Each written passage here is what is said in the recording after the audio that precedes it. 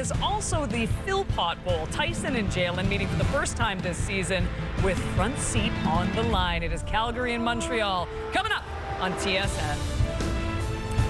Hello, Canada, and welcome to the CFL on TSN, the only football game our entire country is currently watching. So you're very lucky to be here alongside Enoch Mwamba and Milt Stegall as we get you set for a fantastic football. Look, it might be more exciting than another football game currently going on. I must say that. Game of the week. Game of the week. I agree with that. And one of the reasons is because of Vernon Adams Jr. Milt, we saw him at the Stampede Bowl. He was phenomenal. But what we were saying about VA, he starts seasons very hot, and the problem is he tends to tail off a little bit. He needs to keep that consistency high.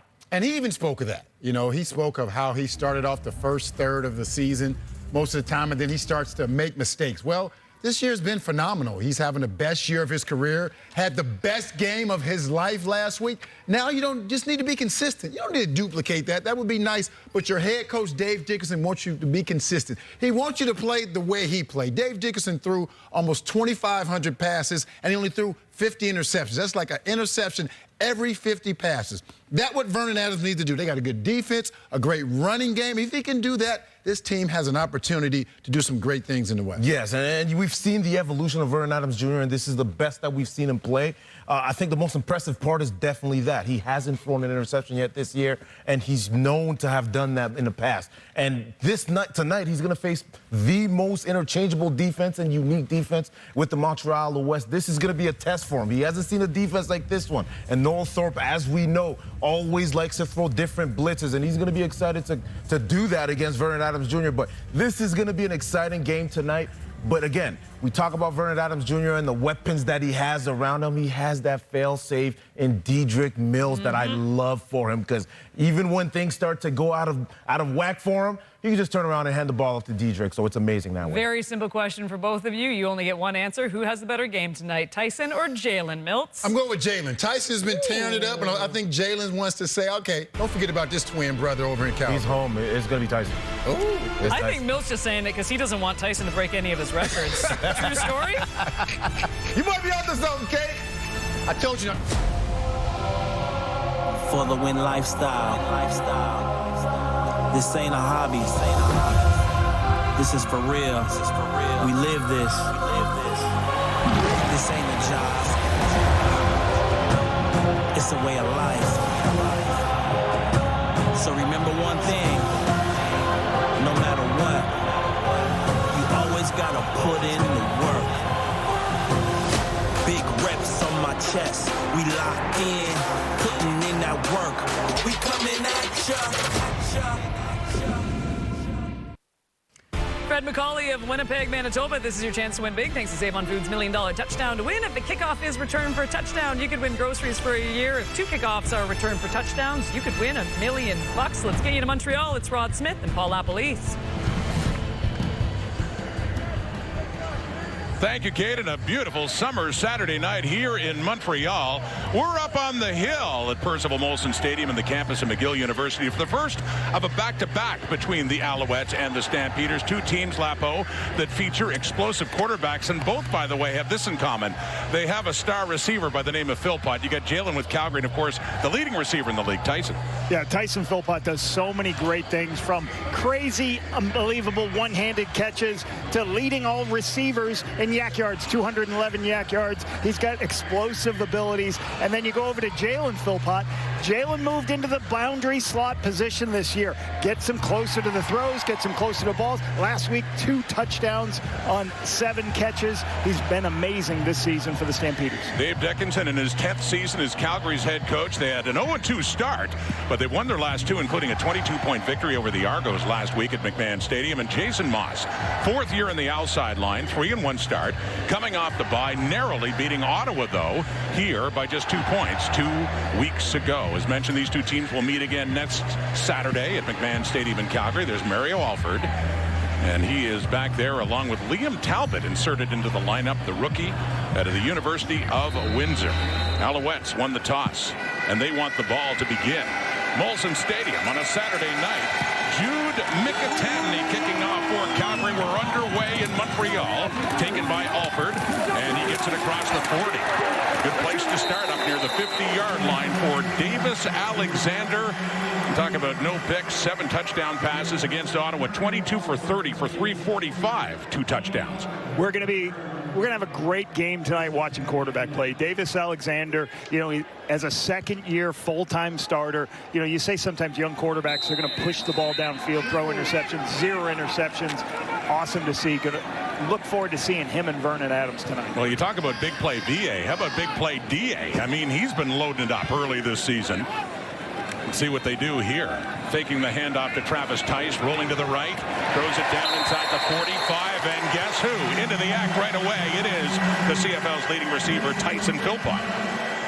Take a look at the starting offense. Nick Callender, 6 years in the league from Colorado State. He's anchored an offensive line. They've given up the fewest sacks in the Canadian Football League because of Davis Alexander's legs. And Travis Tice, he draws back in as a starter. Stevie Scott returns to the injured reserve.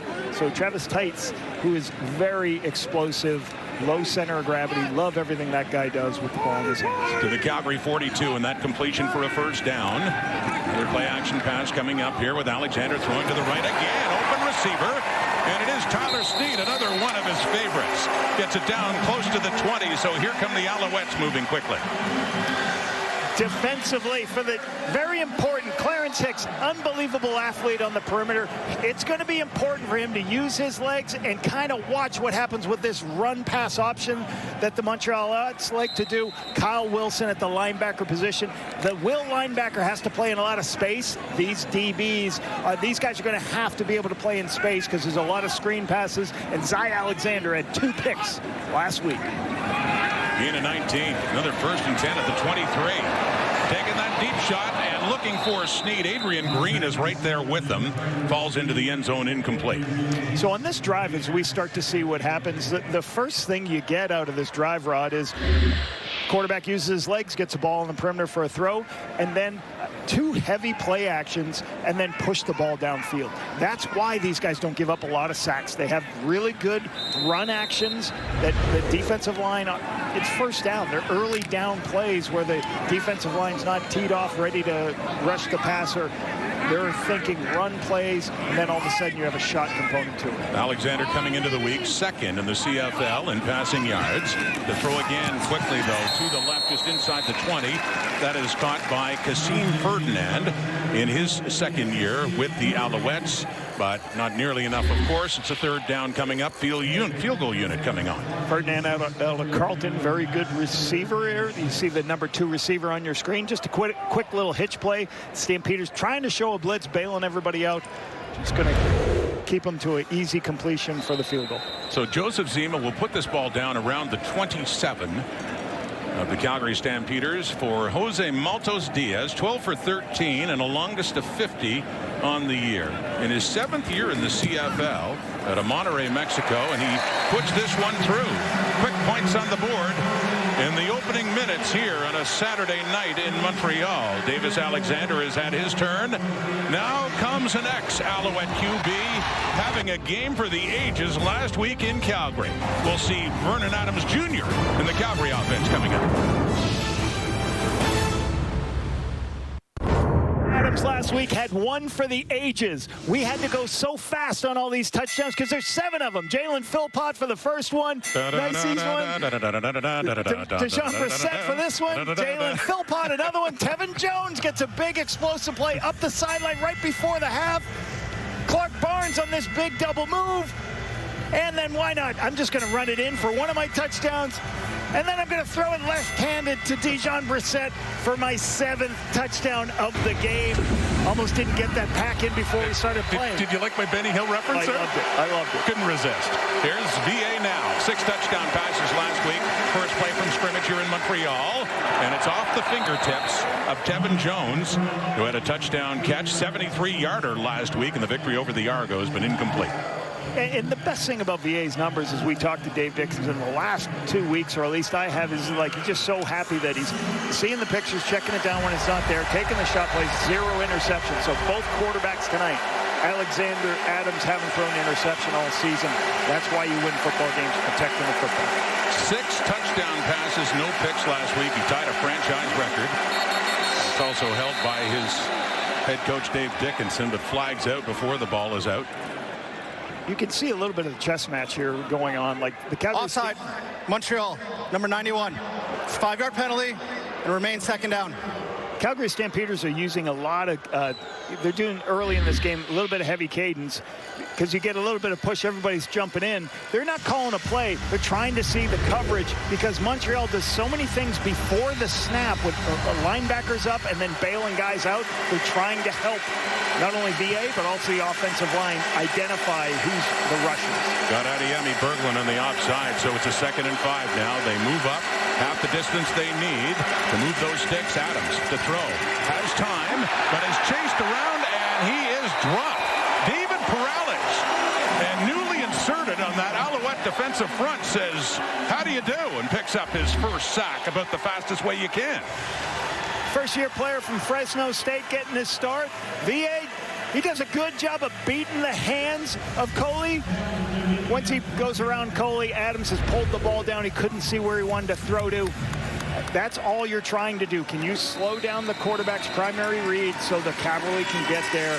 Really nice start for David Perales. Gets his first CFL sack. Mark Bassett is in, standing inside the Calgary 25 to kick it away. A good little stand there by the Alouette defense, and Calgary's first possession. Here's Alford at the 30. And just goes to the right after a 44-yard punt. Picks up a couple of yards. Heads out of bounds. Third meeting between the Philpott twins and the CFL. We flash back now to the last time. There's Father Corey, used to be a star running back in the CFL. Proudly watching. And there is Jalen with a touchdown and 80 yards total receiving, and Tyson chipped in with 76. A couple nice runs, and these two guys are so fun to watch, so explosive. I remember in the draft, Rod, trying to figure out which one, when you're ranking the receivers, I swear to God, I spent so much time just keep watching. Let me watch Tyson again. All right, I got to go. No, let me watch Jalen one more time. It was awesome. You knew these guys were going to be impact players, whatever team they went. That was 2022 when you were with the Ottawa Red Blacks, and Jalen went 5th to Calgary and Tyson 9th to the Alouettes. Here's Travis Tice. Not much doing there against the Calgary front. Markel Lee, the middle linebacker, coming in to help out Charles Wiley on that tackle. And again, both guys are the most targeted players for their football teams, and they do it in a lot of different ways. You'll see Jalen Philpott get speed sweeps at times. You're going to see Tyson Philpott in the screen game. They put him out to the wide side of the field, get him some space, and throw screens to him, and then he's going to, 2 plays later, be going deep for touchdowns. So these guys are integral to both teams' offensive system. 12 catches, 198 yards for Tyson Philpott last game against Ottawa. That's quickly to Snead on the 2nd down and long. It's going nowhere. Zy Alexander, and a great addition to this Calgary defense, stopping him in his tracks, and now the Alouettes will take their turn to punt it away. One of the most important things that's got to happen tonight is what's happening right here. You got to wrap people up. See Zy Alexander coming in here. This team for the Montreal Alouettes have a bunch of guys who can break tackles, and you've got to make sure all these wide receivers, whether it's Snead, Philpott in space, you've got to wrap them up. Tyreek McAllister has 2 return touchdowns for the Stampeders this year. One at a punt return in Kelowna, and before that a missed field goal return of 120. Takes it here at the 24 for Calgary. McAllister after a 47-yard punt, and he works his way up to the 35, a return of 12 yards. So now Jalen Philpott comes on with that Calgary offense. 7 catches, 83 yards, and a couple of touchdowns from Vernon Adams Jr. last week. His turn. Calgary football in Montreal. Calgary's offense scored early and often last week against the Argos, and Jalen Philpott was a big part of that. As mentioned, he had 83 yards receiving, but a couple of those 4 touchdowns, the longest of 31. And Jalen Philpott, what an offensive explosion for VA and the rest of that bunch to make a statement. And proud pop, Corey Philpott, mentioned a star in the CFL back in the 90s with BC and then Winnipeg. Looking on, and you notice Corey's shirt. Very careful with Alouette colors, Stampeder colors as well. Divided right down the middle. Well, Calgary football right now So he's cheering for Jalen at the moment. So we take a look at that Stampeder offense, Lapo. Well, I'm just going to talk about this guy, and he just missed a block. Christy Nakanu, third-year player from Washington State. He's got to open holes for Dedrick Mills going against the defenders on the interior. All right, Tevin Jones having a great sleepy year. Back-to-back games with explosive touchdown. He's got 4 30-plus plays on this team. Been a great free agent addition from 2 years ago. Dedrick Mills was averaging 5.6 yards a carry heading in, but lost yardage there with 2 yards in that play, and they whistle this one down with a flag out.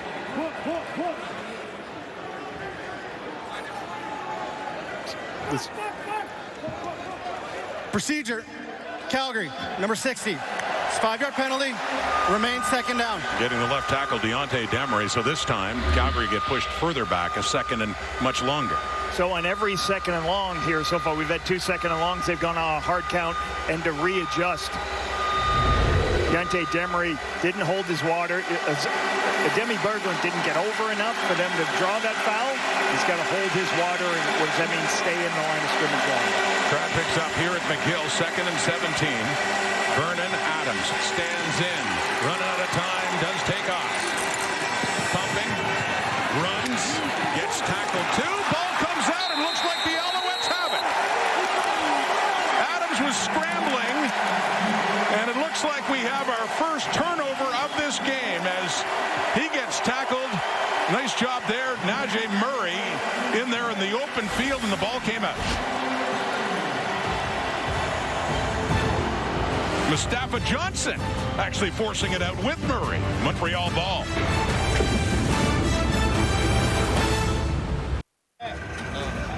Najee Murray comes up big, chasing ball. He was a game-time decision, but as Vernon goes to scramble, you got to worry about his ability to use his legs. Mustafa Johnson starts getting involved, and then Najee Murray comes in at the last second. Watch this right here. Slow it down, bang. He knocks the ball out. Vernon still doesn't have his knees on the ground. That's a spectacular play. Understanding somebody's already wrapping him up. I'm going to go in, try to knock the ball out. So great job by the defense of the Owls. Get the takeaway in the short field. Just the 3rd time Calgary's turned it over. Still the lowest total in the league. Montreal ball at the 38 of the Owls. Alexander scrambling to the right again. Caught by Philpott. Tyson Philpott inside the Stamps 10 and a 1st and goal, Montreal. This is what makes this team so difficult. They've been running screenplay after screenplay. They fake the screenplay and then go deep. Calgary covers it perfectly. They got it handled. What happens? Davis Alexander scrambles and then locates a dime, and Philpott, that's still a difficult catch. Lays out, high points the ball, spectacular catch. Very difficult when you're firing all cylinders like this Owls offense is. So the first Philpott to strike it big is Tyson, setting up the Alouettes in the score zone here. Alexander, and off to the left. Looks like a double pass. Touchdown! Wow! Tyler Sneed to Tyson Philpott. How about that for getting on the board first?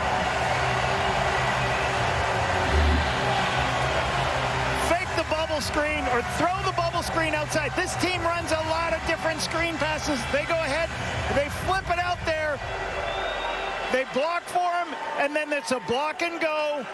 Green can't recognize it. It's so hard for those DBs because now they want to come up and make the play on the screen. Great location by Sneed. Philpott makes the catch on the screen and go. Well, we know Tyler Sneed can throw a football. We've seen him in those double passes before. That one, Lapo, looked like he was going too far to the left. Turned out to be brilliant, as you say. Adrian Green couldn't get back. Yeah, he maneuvered around Adrian Green, put it only a spot for Philpott. And again, those are difficult to do, but the execution at the blocking at the point attack was excellent. And then Sneed, did a great job protecting that throw. Tyson Philpott. And the CFL's leading receiver adds to his totals right here. Here's the first play. 2 plays, touchdown after the turnover. That's what you want to do. Beautiful throw to Tyson here. And then here's the bubble screen. Now, what's going to happen? It's going to be a bubble screen. These guys are going to block on the outside. And as they block, DBs jump up. They're protecting for Sneed. You can Sneed. They make sure it's a lateral. And then he just goes ahead and does a jump pass, puts it in a spot. Hey, Tyson, I got you. I'll put you in a spot. From the 5'7" quarterback, and fist bumps up in the booth, right Anthony there. Calvillo. Pretty excited. Tyler Snead with the jump pass, too. Fun stuff. These guys are a lot of fun to watch. Well, and again, there's this team, I always use this term with Montreal, is short shots. They'll do a couple of screen plays, and then it's going to look like a screenplay, but it's a shot downfield. It's going to be a deep play action. These guys are doing at such a high level, and they're also protecting Davis Alexander because they do a lot of underneath throws. Well, they're Alexander's 2 favorite targets this season, to be sure, and use them both nicely on that play. Double pass and a touchdown for the Alouettes, who up their lead to 10. For Calgary behind, and then a short kick. Looks like Sean Peterson is the one to pick that one up on the return, and the second layer of the kick return. Adams back on, and it's a 10-point deficit, so Jalen Philpott back on after seeing what his brother did. Here we go. We got the tracker this week. We wanted to put a tracker in, see where the catches are. Stampeders got to get on the roll. Get Jalen caught up. The Twins from North Delta, BC, started playing football at age 6. Went to the University of Calgary, played for the Dinos. And there's a throw by Adams, incomplete. Tevin Jones, the closest in the area. How about that Alouette defense, Lapo? Mustafa Johnson is going to already had one nice tackle in the backfield, 5th-year player. Can he keep minimizing this run game? Looking forward to that. Tyrese Beverett, had a talk with him this week, talked about how he was so successful in this system. He just loves Noel Thorpe's defense to be able to play in a bunch of different spots. A couple of changes on the Lorenzo Burns comes back to his boundary corner position. Don Callis, he played the boundary. He flips back to the field, filling in for Kabian Ento. Talk about Najee Murray, game time decision. Didn't think he'd be able to play. He's been a factor in this one. Flushed out of the pocket again as Adams wants to take off again, tucks it in, gets the first down easily across midfield with Murray there to greet him. So there's a number of things that when you're facing this Montreal defense, they're going to play sometimes show blitzes and then drop out. This one time they're playing man-to-man. And the problem is in man-to-man, if you don't have contain on the quarterback, everybody's running with their receivers. Vernon recognized he can't find anybody open, so then he just takes off and gets the first down by using his legs. Murray from Steubenville, Ohio, to Kent State. And the Alouette defense pushed back now to their 52, where the Stamps will scrimmage with BA and getting Dedrick Mills involved now. The top rusher in the CFL a year ago, and Mills has it down close to a first down. It'll be a 2nd and short coming up. Yeah, Dedrick Mills getting an inside run game. He's done a pretty good job the last couple weeks. The thing I like about Dedrick Mills is 2 weeks ago he had 4 catches for 40 yards. He had his first receiving touchdown in his career. Vernon is doing a pretty good job of checking the ball down to him, not just making sure he's up on the inside like this run we just saw. Quincy Vaughn in, flag is out, and the Stamps do get the first down in short yardage. But will it stand? Awaiting a ruling on this one.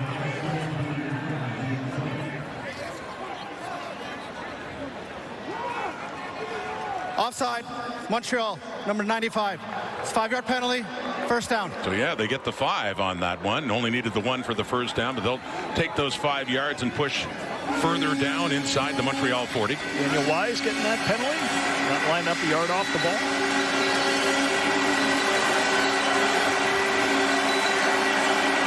In his first year at Kansas, has a sack on the season so far. But that penalty gets him to the 38. Montreal. Calgary Stampeders down by 10 early here. First quarter at Molson Stadium. Off to the right. Jalen Philpott tried to turn it up and take off, and just off the fingertips. Incomplete. Just a little bit outside. Just a speed out cut. Vernon sees it. The corner's high. And just going to take that throw just a little bit on the inside as he goes to turn. May lose sight of the ball there. Sure Vernon liked that ball back. Good directional throw. Throw to the boundary where the softness of the defense was. 2nd and 10. Alouette 38. Adams This time to the left, and that's Clark Barnes with it. Product it well, working his way down to the 25, and another first down for the Stampeders.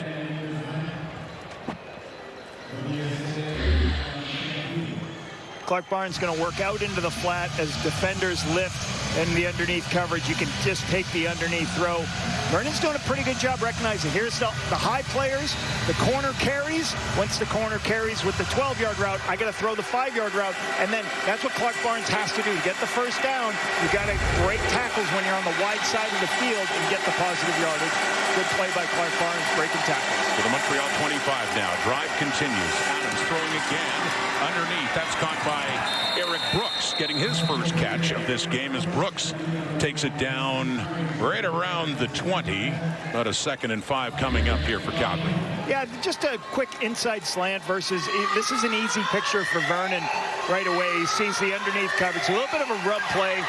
There's enough space to be able to get it on the underneath, put the ball in the receiver's hands quickly. It was Tyrese Beverette on the tackle for Montreal. The Stampeders are looking to respond. Alouettes got points off the turnover last time around to move up by 10. Here's Adams with time again. Takes a deeper look for Brissett. Touchdown, Calgary. How's that for a response? Brissett just in behind Nate Beauchemin and picks up the first points of the day for the red and white. Beautiful throw right over the top of Beauchemin. Great location on the corner route. Corner of the end zone, you call it a corner route. You have two people go underneath.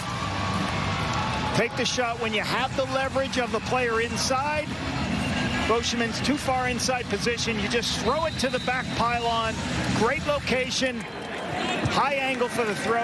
Great run by Brissett to go to the back part of the pylon for the touchdown. The veteran in his 6th season in the CFL. First year in Calgary after starting off many years, winning championships with the Toronto Argonauts, and that caps off an 8-play, 66-yard drive in just under 4 minutes time.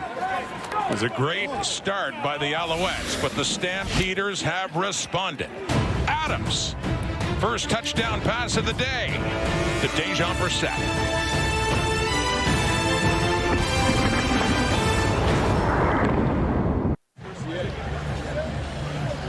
Quarterbacking, receiving, you always got to be on the same page. But you know what's got to be on the same page? The offensive line. You got 6 guys standing at the line of scrimmage. You got a bunch of guys. Who's the extra player going to come? As we roll this now, usually Montreal is going to show all these guys coming and then drop 1 or 2 out. The O-line's got to get their position and know who they're blocking. They do that correctly. Once they do that, they're going to get receivers downfield open for the touchdown. That's the problem playing this defense. Montreal puts all these different guys in the line of scrimmage. Calgary Stampeders picking up the pressures. Mario Alford on the kick return across the 25. For Brissett, by the way, that was his 3rd touchdown catch in 2 games. He had 2 of VA's 6 last week, as did Jalen Philpott. So Davis Alexander. Well, when you throw 7, almost everybody. Yeah, just about everyone. Crazy, right? Gets to get in on the act, and Alexander back on, and well, the touchdown pass was thrown by Tyler Snead. He gets an assist on that last Alouette touchdown pass. Scored by Tyson Philpott. So the return goes up to the Alouette 27. The Stamps have cut into the lead, back 2-3. Alexander's seen 5 for 6. Still first quarter, getting late, under 2 minutes. Little play bent, deep shot, looking deep, wide open, flags out, Philpott alone to the zone for touchdown number 2. If it stands, as mentioned, there is a flag way back near the line of scrimmage. Illegal block, hands to the face. Montreal, number 62. It's a 10-yard penalty, and we'll repeat first down. Negated, as announced by the referee Justin McInnes. So no, Nick Callender wants to plead his case, but Tyson Philpott was wide open.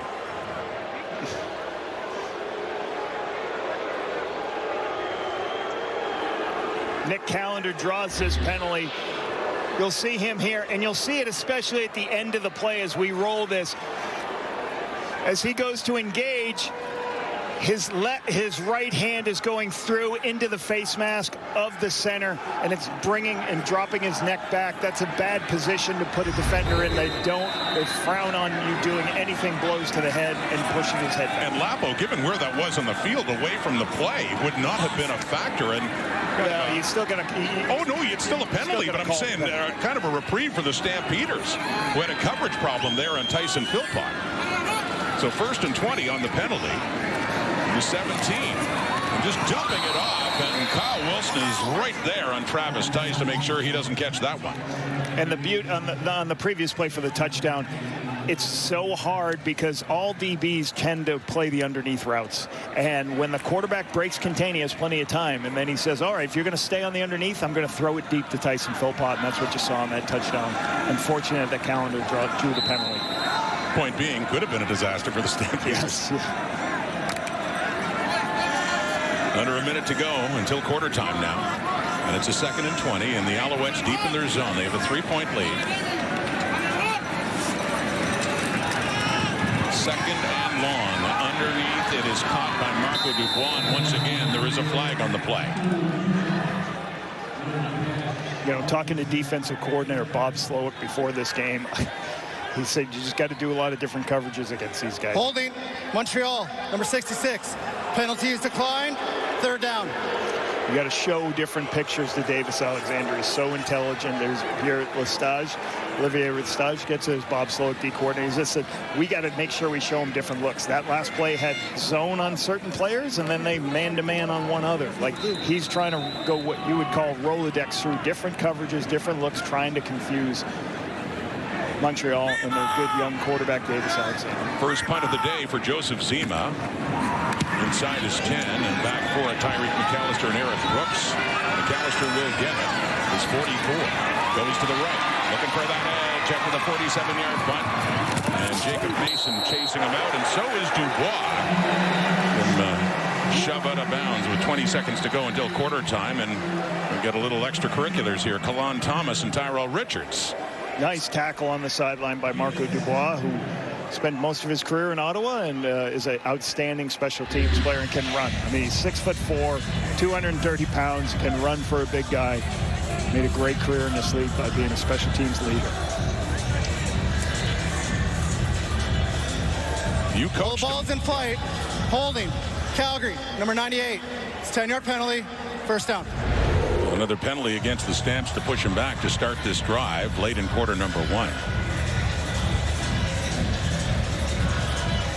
Vernon Adams Jr. CFL career started 10 years ago here in Montreal.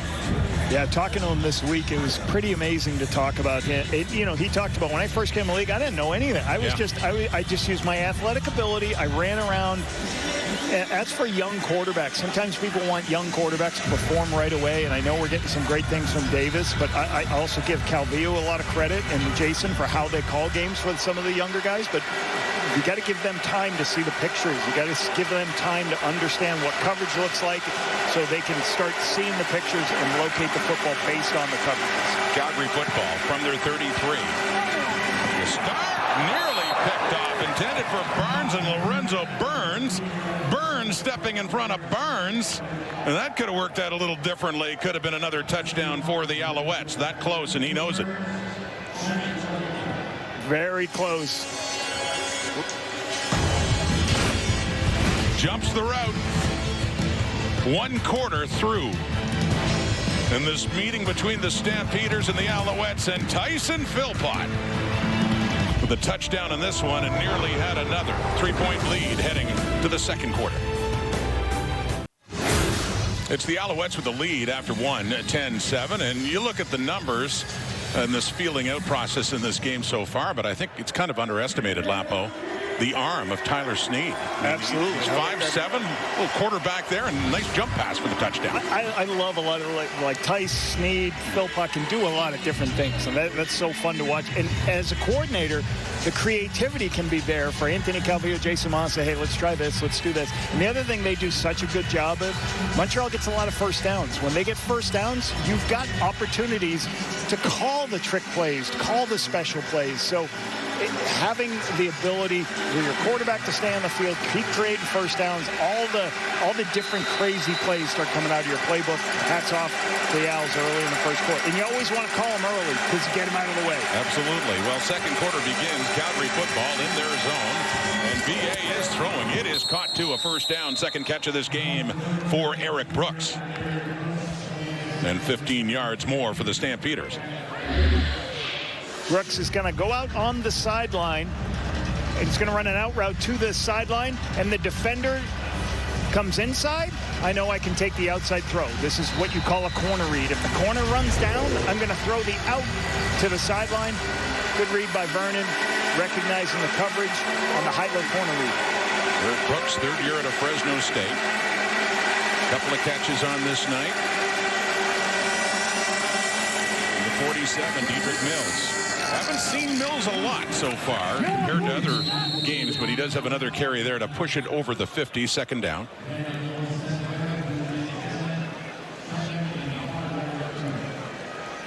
Trying to negotiate the run game with Montreal standing a lot of defensive linemen around the line of scrimmage. So they walk their linebackers up into the line of scrimmage. They try to, instead of playing them at depth, they want those linebackers right at the line of scrimmage, making it difficult for the offensive line to figure out who they're blocking. That's why they have a bunch of athletic players can play at all different spots. He got 5 there. He has 3 carries for 12 yards, Diedrich Mills. Second and 5. Calgary 52. Looking left, and it's caught. And it's a first down again for the Stampeders, and another one for Brooks inside the Alouettes 50.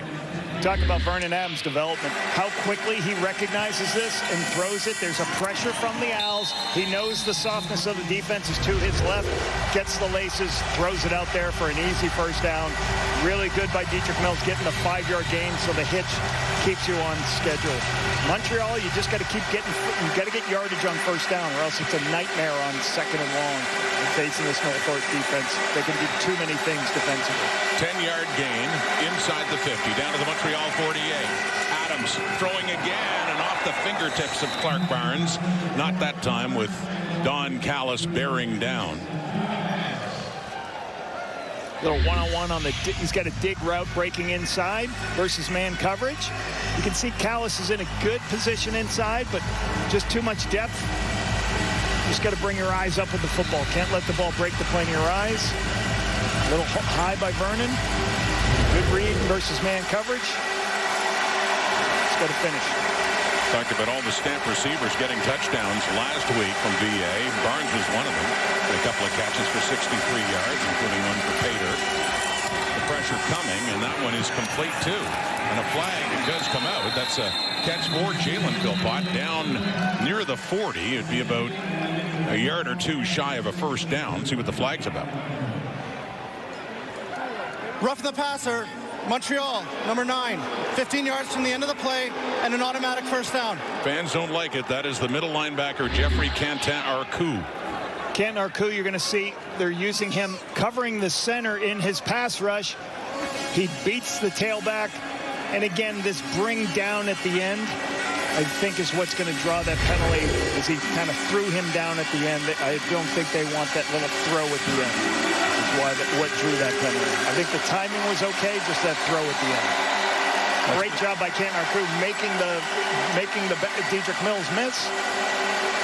And that was his 7th straight second down conversion for Calgary. That one by penalty after the catch by Philpott was just a yard or two short. Back to Mills, and grinding out a couple of yards at most on his 4th carry of this game. Daniel Wise does a good job in there, stopping that run, creating a second and long.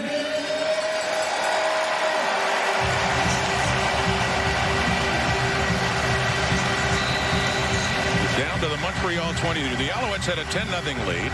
Calgary came back in that first quarter. A touchdown pass from Vernon Adams to Dejon Brissett.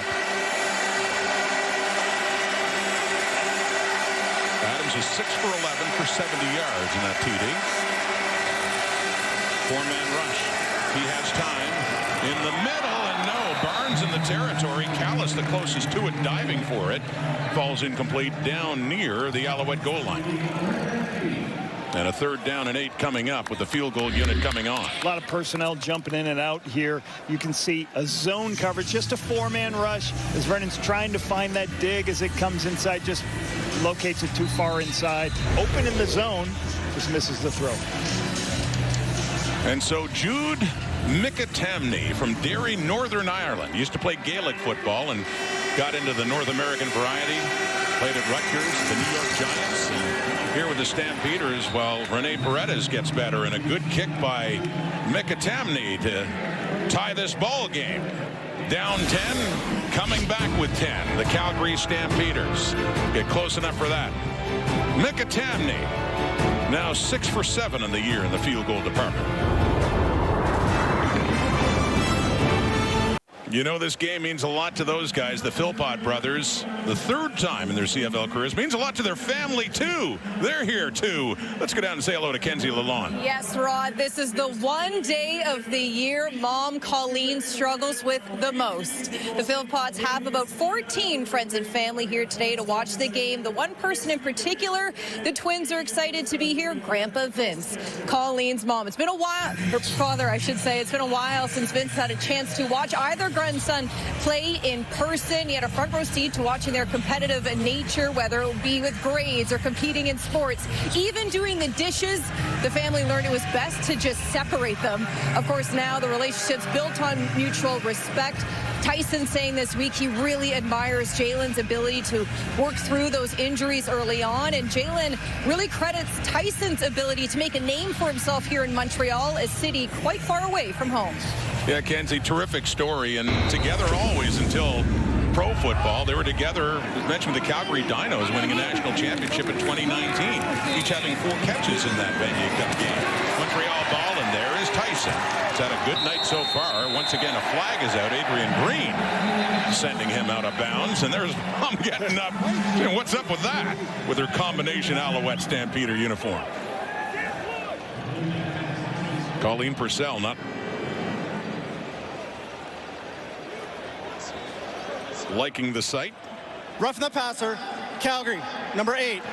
15 yards from the end of the play, 1st down. However, it's against the Stampeder. Philpott on a nice inside, little pick play to the wide side of the field, little play action, get it out to Philpott, get in the ball in space. And you got a late hit coming in here at the end. Just stay away, just hold him up. Look at Colleen, fired up. You bet. Inside the 35 now. 21-yard gain. He had the 15-yard penalty as well. So down to the Calgary 34. Here comes the Alouettes. Little fake there to Travis Tice to buy Alexander some time for a deep shot. Down the left and wide open. Alexander Hollins. And an Alouette touchdown.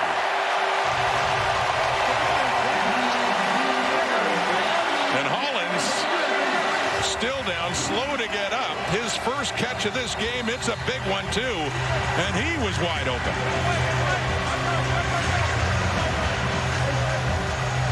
And still down.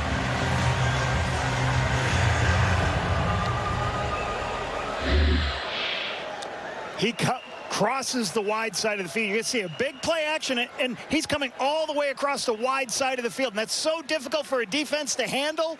Nobody on the back side of the defense on the flood where he came across the field. Beautiful play, beautiful execution.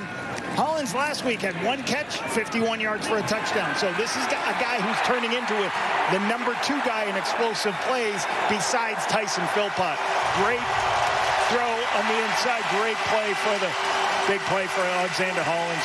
But more than anything, Jason Moss talked about it, the protection we've had because we do a lot of these run play actions. The line's holding up, giving Davis plenty of time to get these deeper developing pass plays. I'd like to welcome those watching in TSN 5, watching Norway and England in the World Cup. Rod Smith, Paul Appelese, Kenzie Lalonde here in Montreal, and the Alouettes have just taken the lead again in a touchdown pass, 34 yards from Davis Alexander to Alexander Hollins. Got hit in the back by Benny Sapp as he just got it across the goal line and was very slow to get up, needed some help, injured on the play. It's Jose Maltos Diaz with another point after try. to make it a 17-10 lead. A 7-point lead restored there for the Alouettes. Davis Alexander, true to form, getting it deep down the field, and this time to Hollins, who just gets across the line.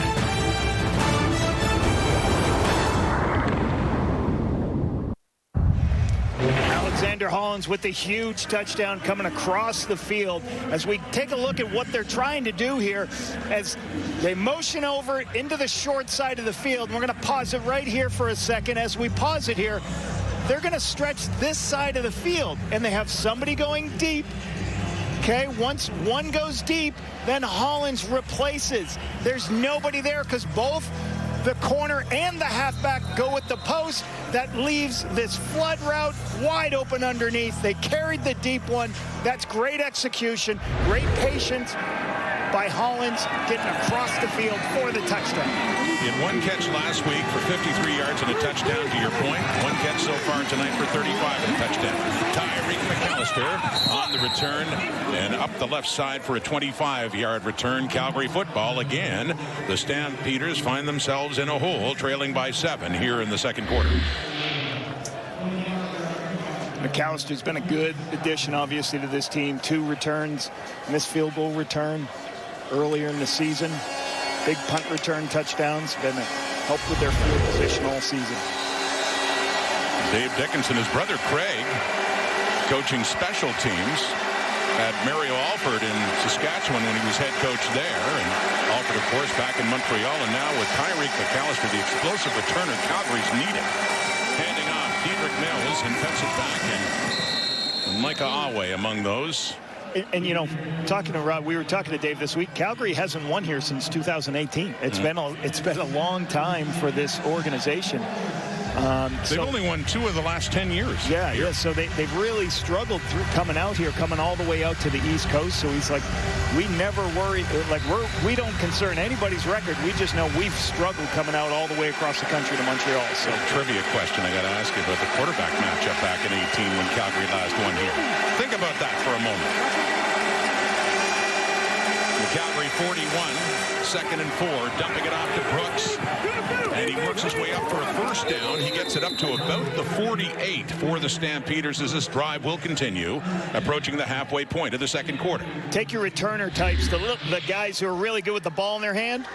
Get them a BTL behind the line of scrimmage, block with the receivers on the other side. Your receivers really got to do a good job blocking, or have a guy who's great at making people miss in space like this to get you the 4-yard gain for the first down. Gain of 8 yards up to the 49 for the Stamps, down 7.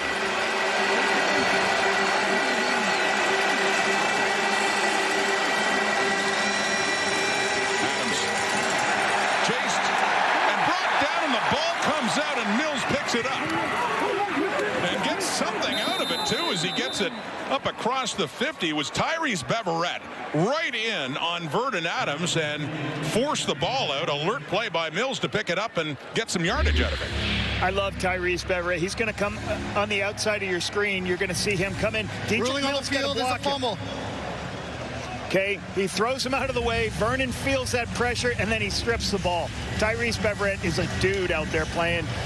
Will linebacker, free safety, move him to the wide side of the field. Just a great football player. Huge play. Diedrich Mills picks up his teammates for saying, hey, I'm sorry I missed the block. Now I'm going to go get some positive yardage. Second time Adams has fumbled in this game. They lost the last one, but not this time. Mills picks it up. They actually pick up 3, 2nd and 7. Adams to the left, nearly intercepted by Don Callis. Oh my goodness, he had daylight ahead. And a break for Adams and the Stampeders. Don Callis is going to be right up here. He's going to start squeezing in on this in-breaking route. I think this is just not located well. Barnes is sitting in between Callis and the next inside player. I think Vernon just put it outside a little too much. Don Callis doesn't see it into his hands. Doesn't make Noel Thorpe real happy right there. Well, that was 6. I mean, he was gone if he hung on to that one. And instead, the Stampeders do get to punt it away. Taken there by Alford. Just across loses 10. Good coverage on teams after that 55-yard punt. George Adoko in there. Micah Tights as well on Alford and limiting that return. So Alexander and the Owls start deep in their zone. 6:36 till halftime on a summer Saturday night in Montreal. Welcome back to Montreal. And this connection we see between Davis Alexander and his receivers doesn't just happen overnight. Davis has done a good job the last few years actually hosting his receivers at home in Scottsdale, Arizona, where the group rents a house, about a dozen of them. They'll mix in some Topgolf while training at his facility called Apex. It was actually an idea he adopted from Vernon Adams Jr., who first started hosting his receivers back home in Washington this past year. Adams took the group to California, worked in some ice baths in the Pacific Ocean. But you could tell how Alexander really admires Adams and the similarity between the leadership styles. And Kenzie, in that photo, you can see both Philpotts were there at Davis Alexander's camp. That's a great story. And we talked to him about the influence of Vernon Adams Jr. There's big Jalen Hutchings celebrating that as the Alouettes get pushed further back towards their zone. But Lapo, back in 2022 in the quarterback room, Vernon Adams wasn't there much longer, but Alexander's rookie year at him and Trevor Harris as well, and those veterans were both really impressed by the arm. Yeah, and they talked about it. They talked about, hey, listen, I remember Davis told us this week, I remember Vernon telling me, hey, buddy, you better start focusing, make sure I'm going to get traded. And when I get traded, you're going to be on the roster. You're going to be the number 3 guy, and we think you got a lot of talent. The quarterbacks used to go, who's this young guy? And I don't know. I think he was just a camp arm as the guys talked about it, and then he just kept making plays, and Vernon just said, hey, this guy's really good.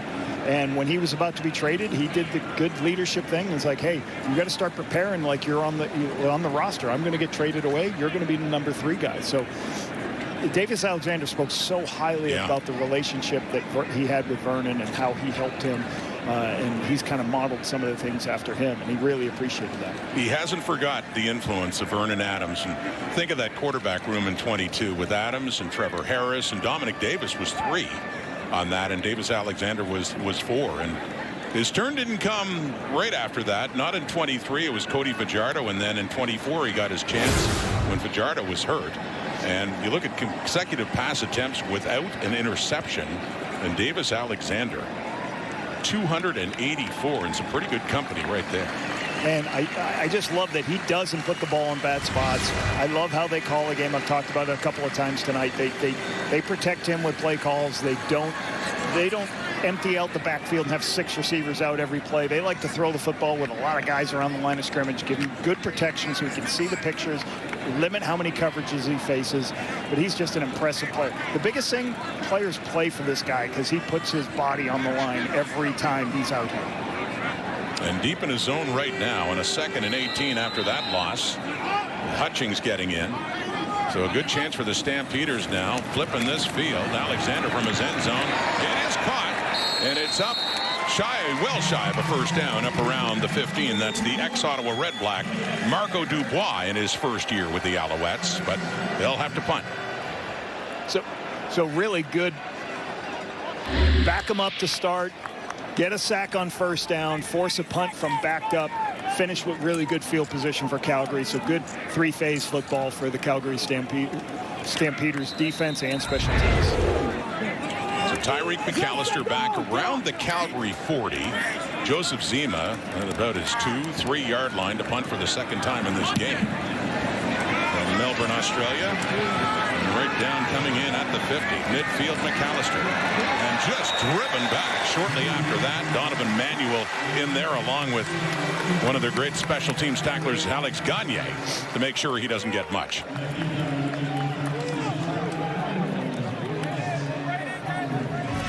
Well, the global phenomenon is back for a thrilling new season, and the war for the Iron Throne has ignited. HBO's House of the Dragon.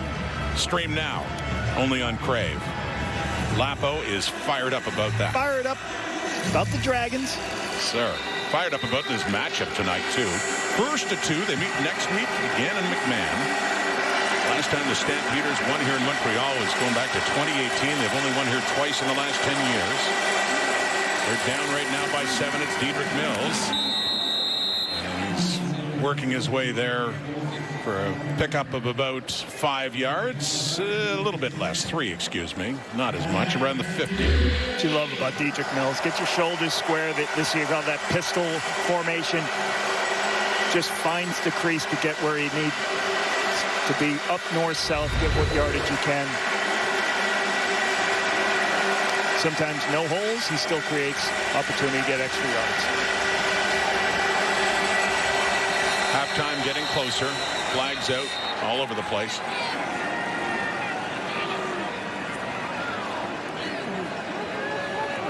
Procedure, Calgary, number 67. It's a 5-yard penalty, and it remains second down. Here's what's makes you mad as an offensive coordinator, Rod. Like you're sitting here going, hey, we're 2nd and 7. Montreal does all different types of pictures, so we're going to make sure we're going to do a hard count so you can see what the coverage is. We can see what the front is, so you can see the protection. But you got to hold your water. You can't back up on this hard count. Second time this has happened to the Calgary Stampeders O-line. Winding down to 4 minutes. Pressure coming now on Adams.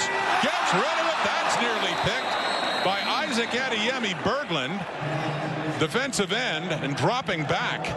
And got his hands on the football, but no pick. But it's a 3rd and 12 coming up.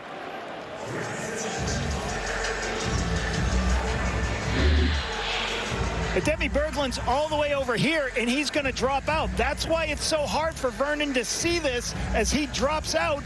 This is what's called a zone blitz. He's going to show to his zone. They're going to expect to throw the ball in that hot space, what you call hot. The quarterbacks get the ball out of his hands, but the quarterback couldn't see Adeyemi Berglund. The Alouettes have had 3 legitimate chances at interceptions and haven't come up with them. So it breaks for Calgary here, and Alford inside his 10. Across the 15 after a 47-yard punt by Mark Bassett. 3:22 in the clock. 3-minute warning coming up, and very soon we'll be heading back to Kate Burness in the studio. Some thoughts at halftime. Davis Alexander, 9 of 11, 141, and that touchdown pass to Alexander Hollins, and gets the assist and the other touchdown pass by Tyler Snead in the double pass. They found Tyson Philpott in the end zone. It's the team that lives off the big play. We're tied for first in the CFL. 16 big plays. Just fun to watch with this crew. Snead Ferdinand in motion off to the left, and the handoff to Tice. Running play that's been a little uncommon in this game so far as Tice gets his number called. He gets it up to the 20 in a 4-yard gain. And the Montreal Alouettes recipe the last couple of years have been, hey, play great defense, surviving offensively. Now they got one of the best offenses in the CFL. The 3-minute warning is given. The Alouettes have the football. They have a 7-point lead. Did you hear Rod? I did. Did he really say that? Sure did. There are other members here besides Kate, Rod. There are other panel members here, Kate. Let's get out of here, man. You're the best, Smitty. A long day at work. Halftime. I'll pick up my Coming check up with before I me. leave. I'm in their bad books again. I think you created. If I said Kate in the panel, did I not say Kate in the panel? I just said we'll get back to Kate. Something you can't make assumptions about the panel. And you know what? They're a little ornery because they had such a good time in Kelowna, and now they're back in the studio. You tell me. You're with them a couple of times this week already. Back in from the beauty of being on the beach out in Kelowna and out by the water in the marina. One time you took over the panel at 3 minutes, I saw. Yeah, I would just happen to be wandering by. And they were nowhere to be seen? Yeah, they were busy. So Farhan and I just decided to jump in. So, all right. My apologies. Andy Bayukas, our director, says, say Kate and the others. That'll go over well. Trying to sort out who's offsides on this. Now the Montreal trying to do a hard count. So now the command center can help. The command center assists with a lot of different aspects of the game that you don't need. The replay center, I should say. They're always going to be in a position where they can help out to see, all right, who initiated this movement. So Procedure, Montreal, number 52. It's a 5-yard penalty, remains second down. Right, so Tiger Shanks, the right tackle, pulls this penalty, saying basically he's going to step back when he feels the defense gets into the neutral zone. Obviously, the replay center did not feel that there was any defenders in that zone when he stepped back. By the way, I don't want Milt mad at me again, and I certainly don't want Enoch mad at me. Definitely not Enoch, yes. 2nd and 11 now. The Montreal 15, 7-point game, 3 minutes on the clock until halftime. Alexander under the heat, just wants to dump it off, and he does. To Tyler Snead, has a catch. Of course, he had one earlier, and he ended up throwing a touchdown off it, but Snead takes a pop and gets that first down. You see the Calgary Stampeders mixing in. They do a zone pressure here. And again, this is what's so hard about Davis Alexander. They get home, they get pressure, he starts to scramble. He makes plays. He finds Snead coming across, just lofts it over for the big play. His escapability and the ability to make these off-schedule plays is what keeps them on the football field. Alexander waiting just long enough until he knew he had him. And yeah, what a valuable asset in that Alouette offense in different ways that we've seen in that pickup of 23 yards for Tyler Snead. And that's on his 3rd catch. He is 40 yards on the night. There's Travis Tice, busts it outside. What a nice move at the line of scrimmage as he kicked it out, and a good pickup to the 50 of Montreal. Patience by Tice. What I love about him is having an understanding that he ends up winding it all the way back here. He winds it all the way back. Why? Because there's nobody.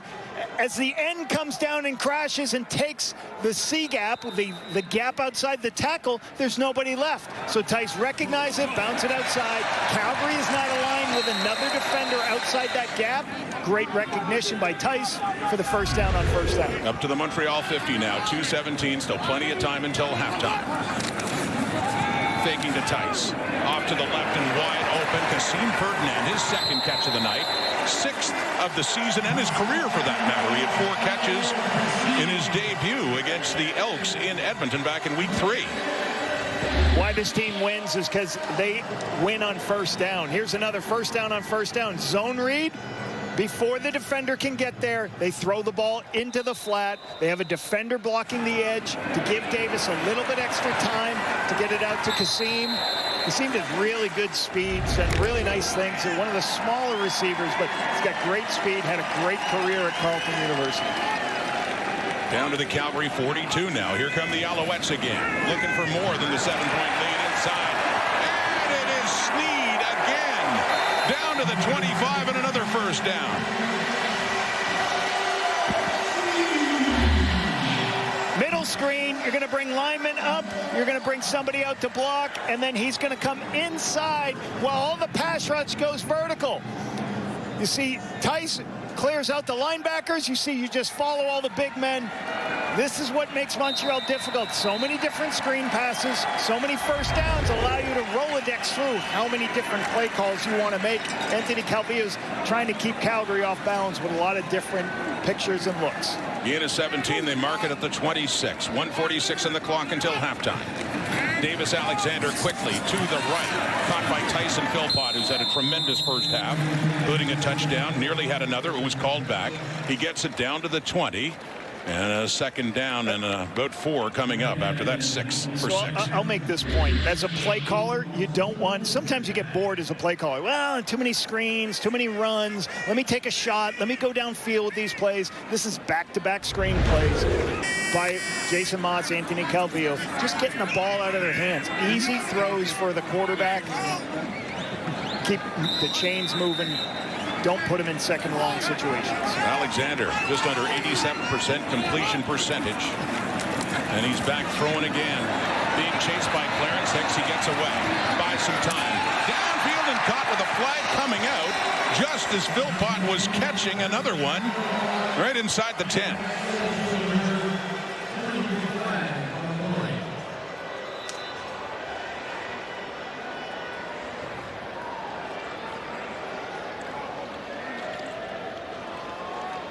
See what this penalty is on the catch by Philpott here.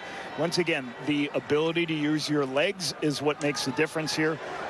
Calgary's playing man coverage. They got everybody covered until Davis Alexander takes off, starts scrambling. Protection, the coverage breaks down. Tyson Philpott's open. We'll see what this flag is going to be. Illegal contact, Calgary, number 33. Penalty is declined. First down.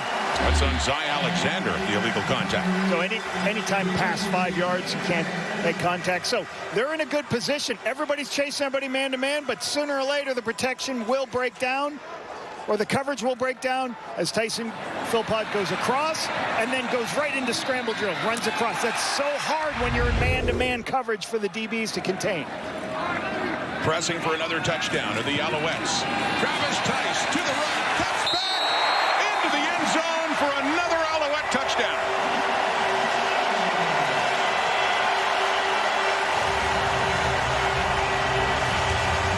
His third touchdown of the season.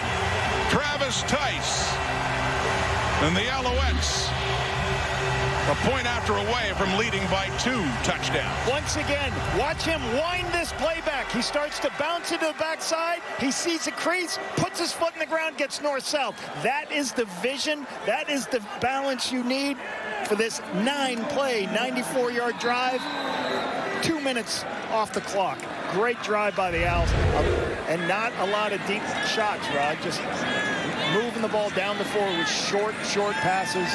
Run the football. Yeah, Lapo, I mean, just about moving the entire length of the field. Maltos Diaz does make it a 14-point game with just 1:13 until halftime as the Alouettes, who had other big play possibilities, denied by penalty, by some drops on defense, or they could have had a much bigger lead taking to the dressing room.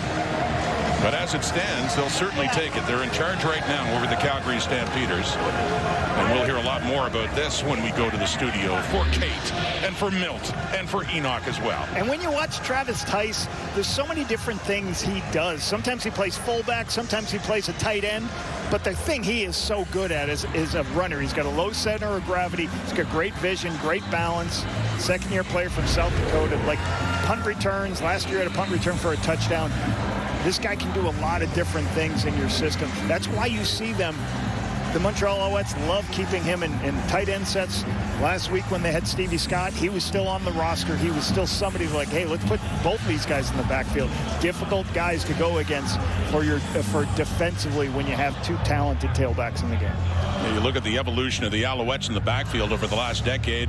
Remember Terrell Sutton and how powerful a runner he was in the William Standback years, giving way to Walter Fletcher. And then some change in the last couple of years. Stevie Scott getting a chance, and Tice, who made such a good impression early last season to stick with the club, and he was returning kicks too back then, not just a running back. Tice gets the touchdown. They're up 14. Here's Tyreek McAllister at the 30. And works his way up closer to the 40. 28-yard return. Another look at that touchdown drive for the Alouettes. Couple of inside runs. You see Tice using his balance, bouncing outside. Then the off-schedule plays. That was dead to rights as a sack. Davis Alexander makes a miss. Kasima on the outside, middle screen. This is a 2-yard gain that turns into a 15-yard play. Using the legs once again, creating illegal contact downfield. Tice once again for the run. Like we said, a 9-play, 94-yard drive from backed up. Huge, took a ton of time off the clock. Right before the half. Vernon Adams now. Some work to do. It is batted away by Isaac Adeyemi Berglund. Denied at the line of scrimmage. And we got a second down coming up. 1:01 till halftime. Great vision by Isaac Adeyemi Berglund. Recognizing Vernon's getting into a screen pass of himself. He's taking the ball, going to throw it on the outside. He's at the top of the line right here. He sees the ball up quickly. I'm not going to get home in my pass rush. Just throw your hand up, knock the football down. Intelligent football play when you're not going to get home on some of those quick passes. Making it a tougher first half for VA after his game for the ages last week in Calgary with 6 touchdown passes, another one running in. He's 7 for 16 now, and his old stomping grounds for just 78 yards and a touchdown. Big difference in passing in this one. And up for it is Brissett, who caught the touchdown pass earlier. Good coverage by Wesley Sutton. Falls incomplete. And a third down coming up at the Calgary 40. Wesley Sutton recognizes this is going to be a bend inside. A lot of teams will run this little post on the inside. You watch Wesley Sutton. He starts driving it and undercuts it, makes a play on the football, recognizing that post going inside from its high halfback spot. Those high halfbacks got to be able to recognize and drive downhill on these posts and digs. There's Alford after a 51-yard punt by Bassett, and Alford gets it across the 30. Did I mention halftime? We'll not only have Kate, but Hall of Famer Milt Stegall and the MVP of the 2022 Grey Cup, Enoch Mwamba. Did I mention that, Lapo? Oh, you haven't mentioned that, but yeah, that's you were with them all weekend long. All weekend. How are they weekend. back in the studio, though? I should have asked.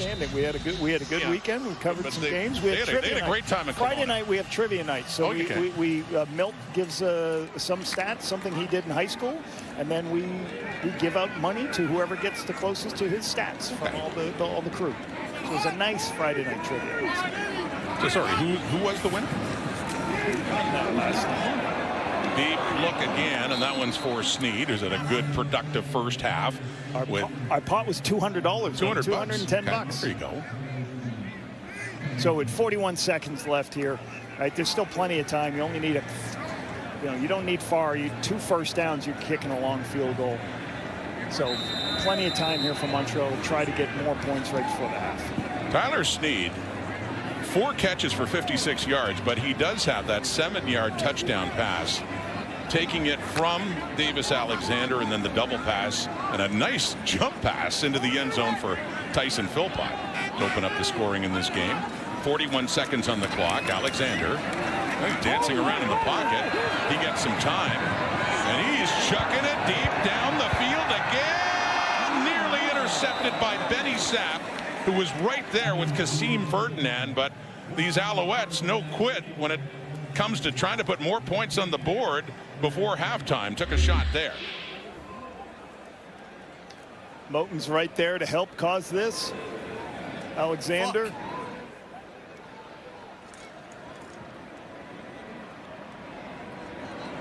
And Benny Sapp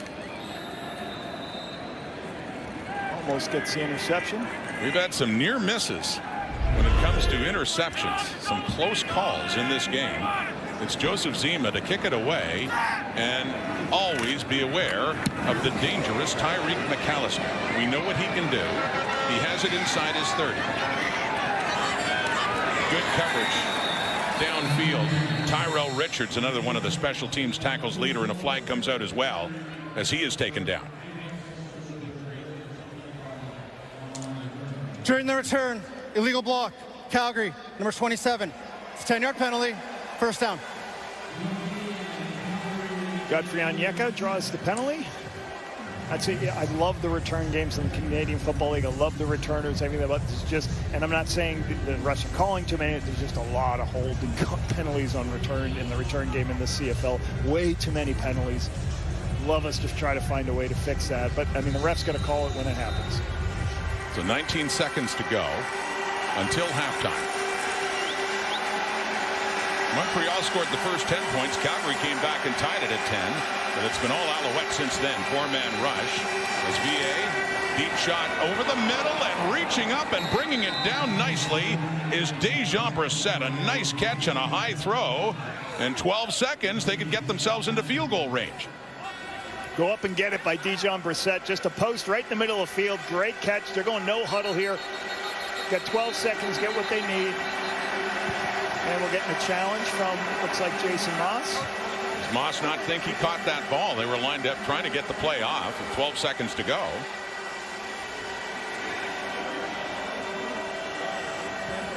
Montreal is challenging the ruling on the field of a completed catch. Play will be reviewed. Well, let's have a look. See what the replay center is going to be looking at here, Lapo. Just throw it high over the top of the linebackers. Trust your player is going to come down with a catch. He's got control here, but does he survive contact? I believe that's a catch.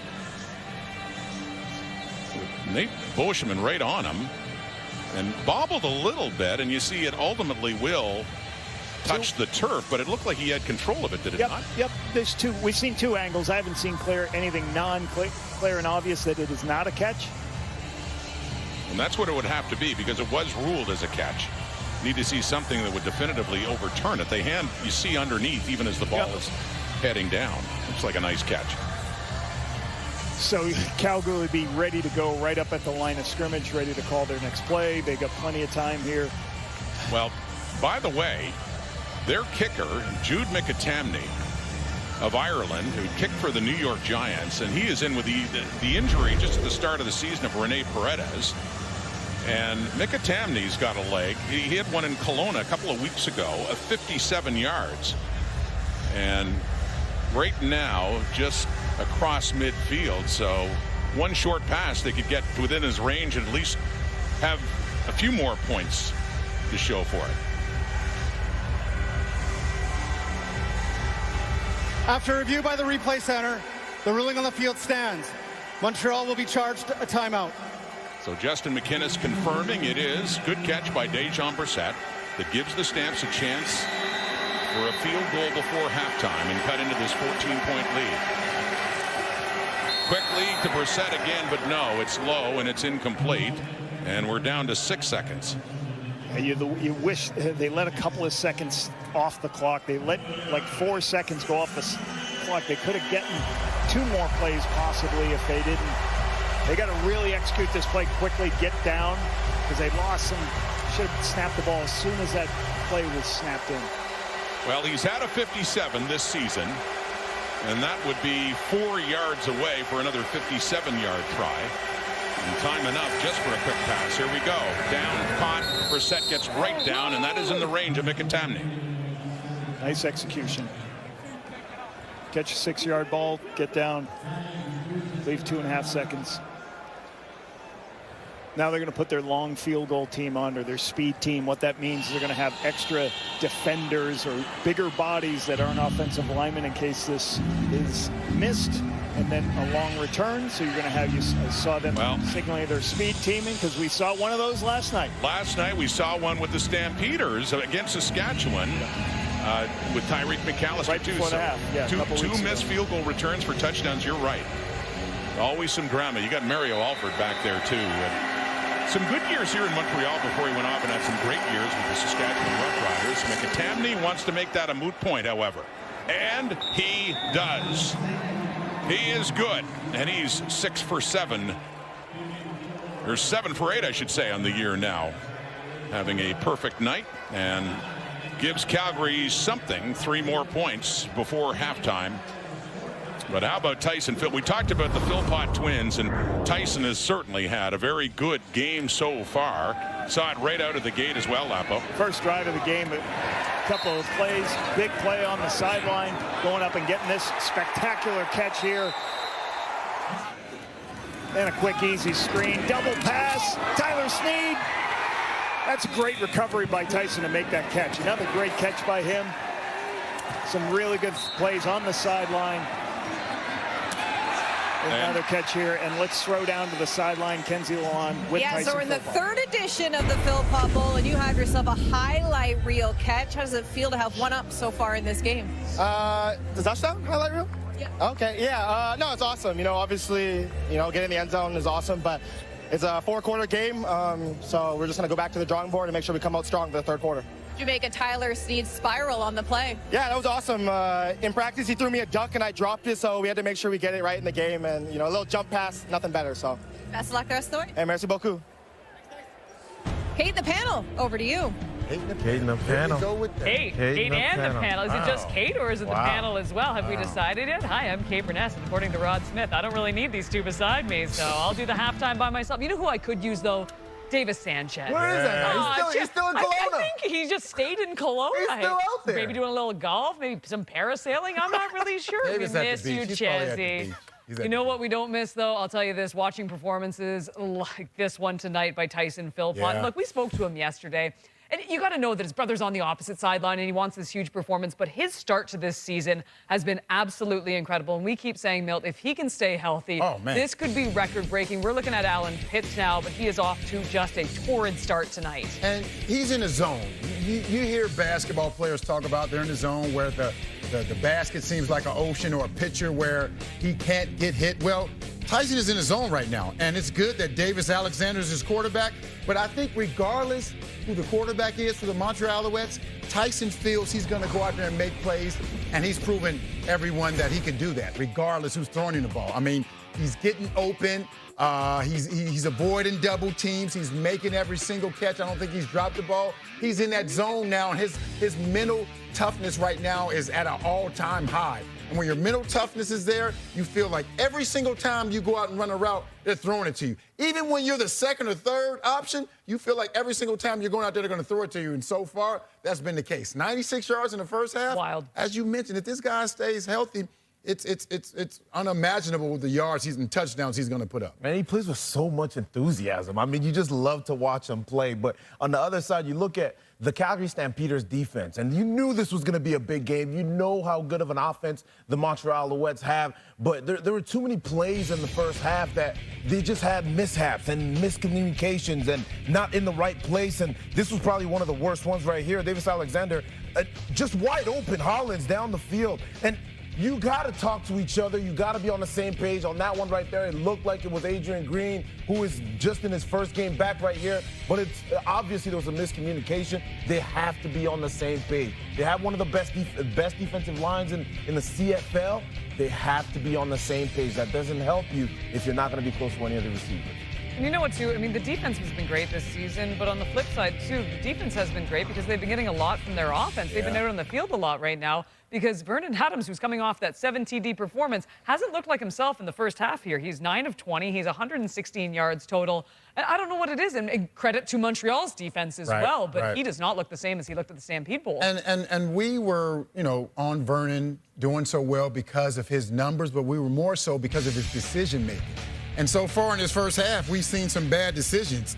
If not for some Montreal Alouettes having bad hands, this game could be even more out of hand for the Calgary Stampeders. We saw the fumble, I understand that one, but some of his decision-making hasn't been the best. Some of the throws haven't been the best. And right here, he's got to take a sack. He's still trying to throw the ball right there. And I'm sure Dave Dickinson is saying, that's not the Vernon Adams I want to see. I want to see the Vernon Adams that we've seen in those first 4 games where, yes, you made a bunch of big throws, but you made some great decisions. Yeah, and here's the thing when you play against the Montreal Alouettes, both ways, offense and defense, they will challenge you from a discipline perspective. What do we talk about the hard counts for the offense? Yeah. They keep jumping off sides. You gotta be disciplined, offensively and defensively. If you're not, it's gonna be a bad And you know night. what, too? This game only 24-13, but we were saying it seems like it should be such a bigger gap. But seriously, Calgary's still in this one. We'll see what adjustments they make in the second half. Coming up, we give a little love to Charleston Hughes, who's the newest member of the Canadian Football Hall of Fame. Yeah, baby.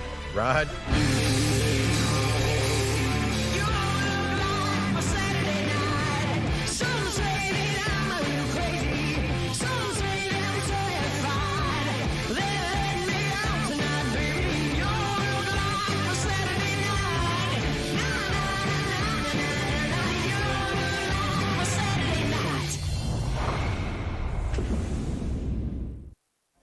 On behalf of the CFL and the Canadian Football Hall of Fame, it is my honor to tell you, Charleston Chuck Hughes, that you have been selected as a member of the Canadian Football Hall of Fame, class of 2026, my guy.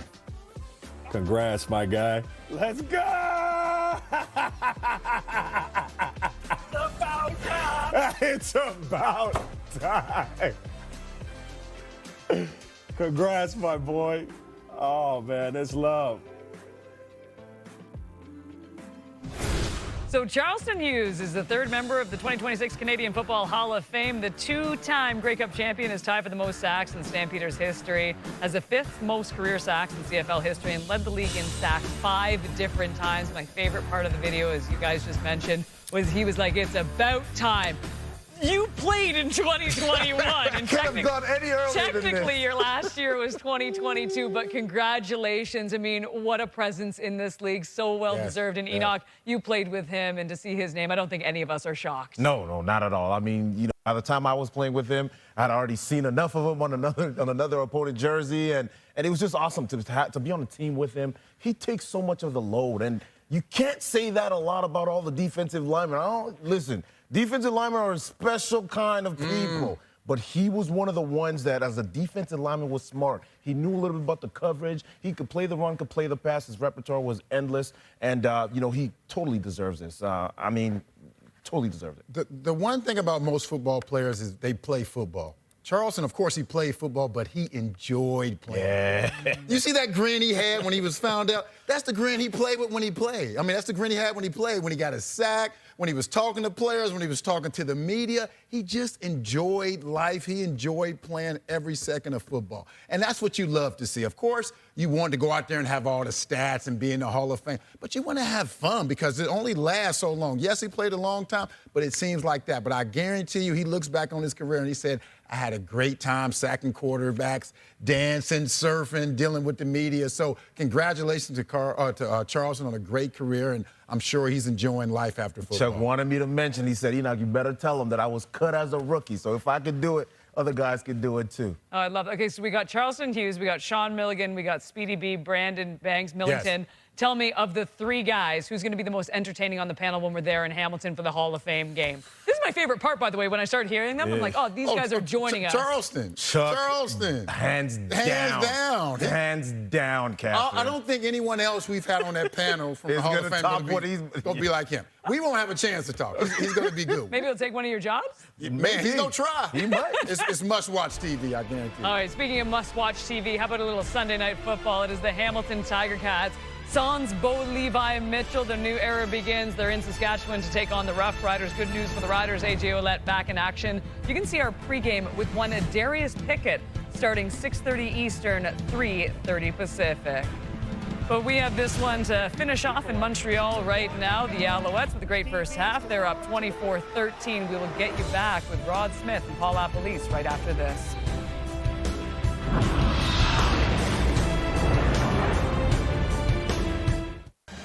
Halftime in Montreal, the Alouettes lead. You see a big difference in net yards, especially in the passing game. So some work for the Calgary defense with their middle linebacker, Markel Lee, standing by now with Kenzie. Markel, we look at that first half. We saw Montreal's versatility in their offense, whether it's the explosive plays or those short sequences downfield. How can you adjust your pass coverage accordingly? We just got to play our defense. I mean, lock in on what we can. Stop letting them escape the pocket so much. And, I mean, they're really just getting extended plays. But we just got to lock them in the pocket and do what we need to do in the back end. Appreciate the time. Thank you. Well, Lapo, every game is different. We saw how explosive the Stampeder offense could be last week against the Argos when they put up 58. And now...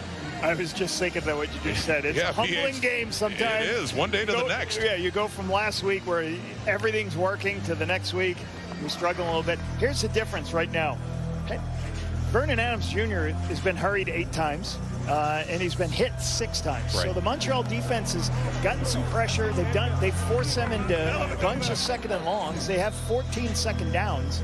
So they've done a really good job of limiting Calgary's first down productivity and forcing a lot of second downs, and they're getting to the quarter. So the second half begins, and Calgary gets the ball first.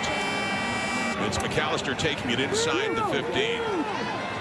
Tyreek McAllister. And he goes to his right, finds the edge, but it is ultimately Jeffrey Cantar-Arcou pushing him out of bounds. Vernon Adams Jr., 9 for 20 only, 116 and a touchdown. A much different story than it was a week ago against the Argonauts. One touchdown pass to Dejon Brissett that actually brought him back 10-10 at that time. Yeah, got some throws on the outside, but second and long is where they've really struggled to be able to stay on the field, keep getting first down. They just haven't strung many long drives together. This nice catch right before the half led to the field goal. So they could be in a lot worse situation, right? Up to the 41, they begin to start the second half. They are down 11. They got a late field goal to move 3 points closer. Adams throwing in first down. It's low. And intended there for Jalen Philpott just across the 45, but it's incomplete. I mean, I like the plan of attack here. Nice simple throw to the #1 receiver on the outside. You're just doing this to that. One-on-one, you've got an easy throw. Just doesn't locate the football. Some of those wider side field throws doesn't locate it. Puts him in a second and long once again. And now this is when you see everything from the defense of Montreal. Everybody lining up at the line of scrimmage, people dropping in and out. We want to stay out of this down and distance against this team. Well, here we go at a 2nd and 10 from their 41. His 4 rushing. It is caught Tevin Jones. And he turns it up and he keeps chugging. Good work after the catch by Jones. It works it all the way into the Alouette zone to the Montreal 50 and a gain of 19. This is why you throw the ball underneath the stick sometimes. Lorenzo Burns is trying to come up and make the tackle. Tevin Jones just bounces inside. Burns misses it, steps out of Beverette's tackle for a big gain. You know, 8-yard gain turns into a 15-yarder. It's a good throw by Vernon, but great extra effort by Tevin Jones. Started his career with the Saskatchewan Roughriders, was briefly here in Montreal before going to Calgary. Second year with the Stampeders. Jones stays in to protect. Running play, Dedrick Mills on that first down from the 50. And quiet night for Dedrick Mills. It sure is. Montreal defense doing a really nice job. 26 yards rushing in the first half, his first carry of the second. Just bouncing outside. Hard to see. Tyrese Beverette's right there. Defensive line splitting the double teams. Mustafa Johnson, Daniel Wise. Gains 2. 2nd and 8. The Alouette 48. They scored in their last possession of the first half. Looking to do the same in their first possession of the second half. And trying to dump it off to Mills and Perales. In his first game with the Alouettes, David Perales is right there tying up Mills. That one lofts off incomplete, and we got a 3rd down. Tailback slow screen. And then Perales is great recognition. Here comes the screen pass going. Perales, you'll see, it's right here down at the bottom of your screen. This is going to be lineman trying to go out. He gets kind of caught up in the screen pass. He wants to go inside. You don't want to go outside the defensive end so he can right. You want to go in. Let the defensive end go up and then get inside. Mario Alford watches this one take a hop into the end zone, but he'll have to pick it up and give up the point. No chance of that one rolling out. So they will get it up at their 40, but they do give up a point to the Stampeders. Get a little bit closer. In Montreal, Saturday night, the CFL on TSN. What did Montreal do well in the first half? First downs on first down. Now, some of these screen plays didn't work early on, but you're setting other things up. This is a screen and go. Davis uses his legs to get open. Huge catch by Philpott. Flips the field. We get the screen pass again. Fake the screen pass. There's so many on film. Tyson Philpott with a good play. They call a lot of these short passes. Here's a stat. 8 drives in the first half. The first play of every drive, 11-yard gain. So they are giving easy throws. They're getting their first downs on first down and not having to fight with second and extra and second and long. So here's their opening possession of the second half to Travis Tice, who had a productive first half and has that carry and a gain of 6 for the Alouettes. You saw earlier that look of Anthony Calvillo. One more point on that, like second and long in the first half is second down conversions for the Montreal Alouettes has not been good. They've only got 2 conversions out of 7 attempts, but they're not in a lot of second and longs because they're getting first downs on first down. This run right here puts them in 2nd and 2. So Bob Slowick's trying to figure out, all right, we got to tackle these guys. We got to create some negative yardage plays to create those second and long scenarios. So it's a 2nd and 4 for the Alouettes. Calling a 2nd and 3. A bit more. Oh, flea flicker. They open up the bag of tricks again, and it pays off. And it's Snead involved again. Little handoff to Tice, pitch back to Alexander. Had time to find 85 down for a gain of 25 yards. Got a lot of extra protectors in the line of scrimmage. You cover every gap. Then Tice flips it back. And then if defenders are looking in the backfield like DBs try to do, they're going to get beat on this double move here on the flea flicker. They get beat. Snead gets behind the coverage for a big explosive play once again on a flea flicker. All the way down to the Calgary 38. Here comes Montreal again with a 10-point lead now on the first down. Back to Tice. Works his way through. About 3 more yards. Another second down coming up here. 2nd and long now for the Alouettes.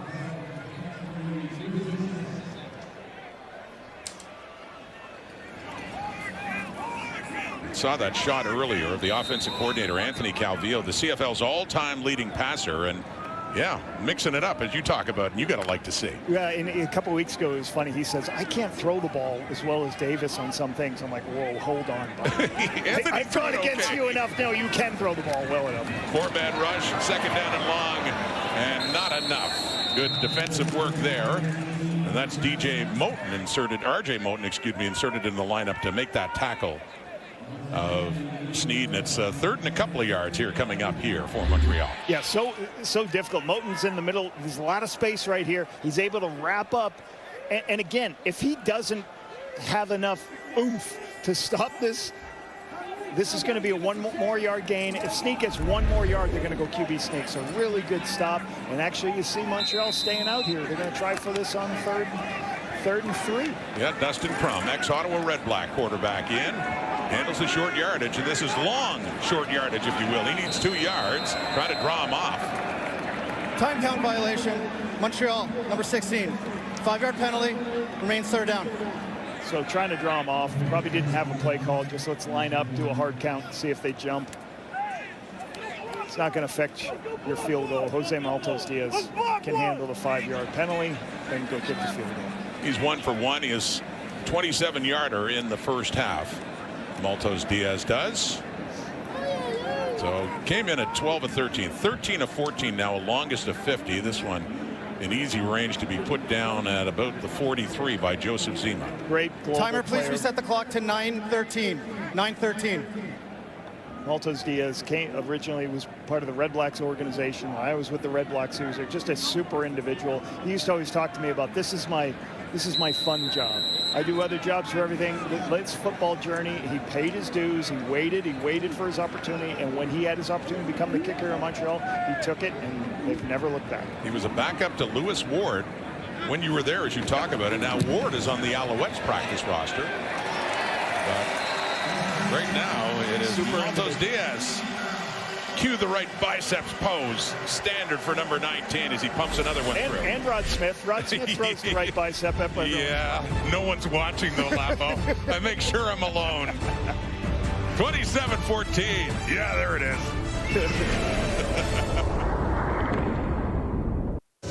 It's been 8 years since the Calgary Stampeders won here in Montreal, and there's the answer to the trivia question. Oh my God! Lapo, Johnny Manziel was the quarterback for the Alouettes up against Bo Levi Mitchell and the Stampeders. There's Bo. And a low-scoring game, but yeah, Johnny Football didn't stick around in the CFL Didn't stick around. I don't think he really wanted to be up here, and yeah, I don't know how serious he took his experience up here. For Dave Dickinson, that was the last time they picked up a win in Montreal, and right now they're down 13. 9 minutes to go in the third quarter, handing on to Diedrich Mills. Finds some room. Mills, some good running there as he keeps chugging right across midfield in the first down for Calgary. Sometimes when you're facing these Montreal teams, they put so many people at the line of scrimmage, you're not sure how to block all these guys. Well, sometimes you just block down, pull people around. When you pull people around, you just get somebody in the line so Diedrich Mills can follow him up inside. Nice run here. Vernon Adams and company getting it first down on first down. 17 yards for Diedrich Mills, and now has 45 on the night. Johnny Manziel. Right? How about Johnny Manziel? There you go. Mills again, left side, not as much this time. And let's go back to that. Like Johnny Manziel was an unbelievable player in college football. I loved watching Texas A&M. And, you know, Heisman Trophy winner. But then you get, like, as somebody who spent a career in the Canadian Football League, the arrogance of some people who come up here and think, oh, I'll just show up and I'm just going to go up and start in the CFL. I'm going to go be a great player in the CFL. You know, you got to put the work in. You got to be prepared. You got to do the things the right way. And I heard none of those from my mates, from Johnny, is his preparation of trying to be a professional. So it just bothers you sometimes when people have opportunities and they don't make the most of it. Second down and 6 after that game by Mills. Throwing deep, caught, Philpott, and down to the 10. Biggest play of the day for Jalen Philpott.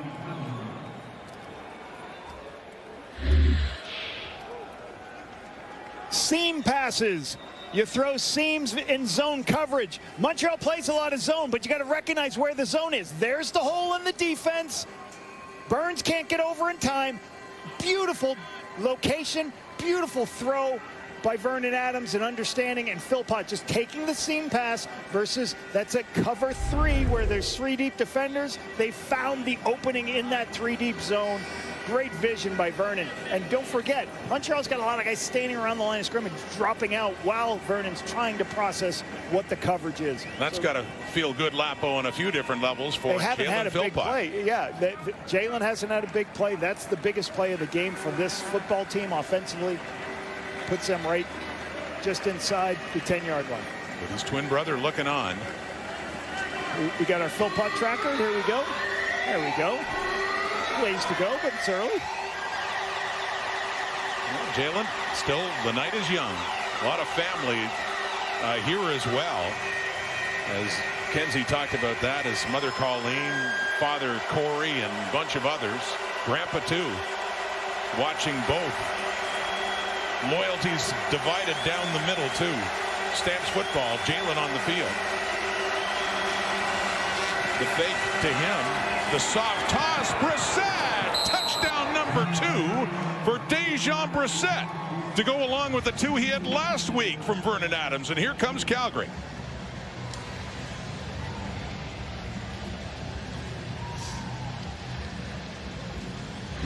Misdirection can be very difficult. You'll see people coming across. They're going to fake and then bring people on the opposite side. You're trying to get the defense to run one direction, fake the speed sweep, then bring Brissett across the formation. He gets lost in the coverage. Nice, easy throw. Not a lot of reading. I'm just looking for Brissett coming across the field. Good execution. Good drive for the Stampeders. Set up with a big play for Philpott, but no, it stays a 7-point game. Mikitamni missing that one to the left, so it remains 27-20. But the Stamps get closer, within a score. And once again, it is Dejon Brissett, the ex-Argo, finishing it off for Calgary.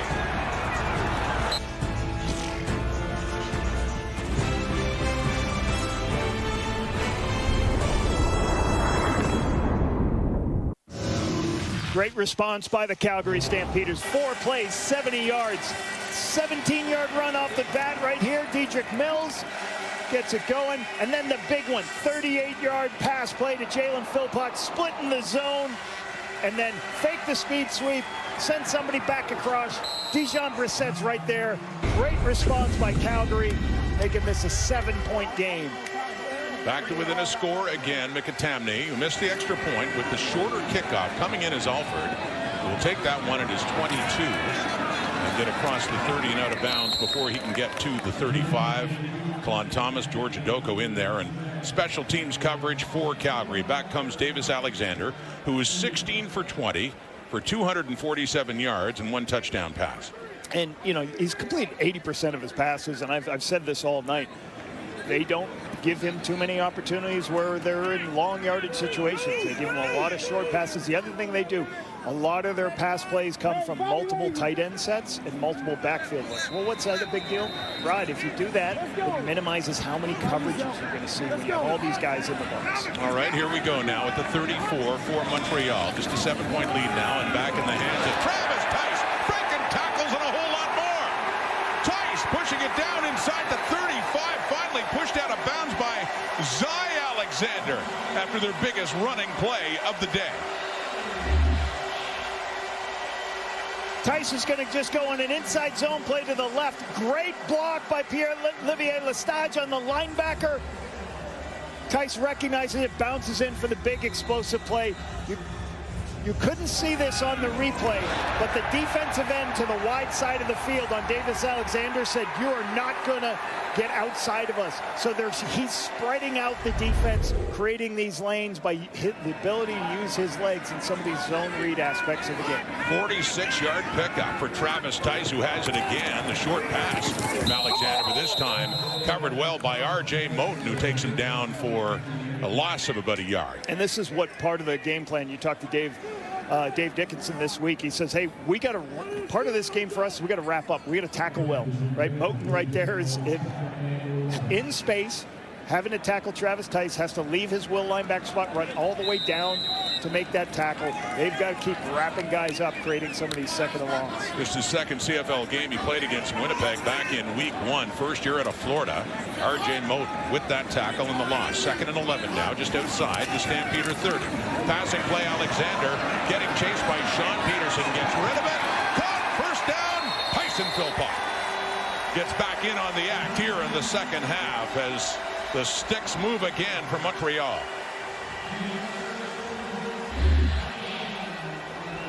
Losing contain is going to get you beat. That's what happens. We're coming on the outside. Sean Peterson loses contain once again. Bob Slowick's got to be telling his guys, hey, can we play contain so this guy does not run across? We're making it way too difficult for our players in man coverage, as you see right there. You can't stay with Philpott that long. So you've got to keep contained. Keep Davis Alexander in the pocket. You got to get your rush lanes. Peterson gave up the outside. Davis made him pay. And Tyson Philpott goes over 100 yards in this one. That was a gain of 17. CFL's leading receiver, and Derek Moncrief with a little frustration there. His hand to the face and a little finger pointing too. Thinking it should be a penalty coming up here against Montreal. With a 15-yard misconduct penalty against Calgary number 6. 15 yards from the end of the play. First down. We're arguing against a penalty called against him, and a big one it is. It pushes the Alouettes that much closer to the end zone. Not sure what Moncrief, haven't seen what they did.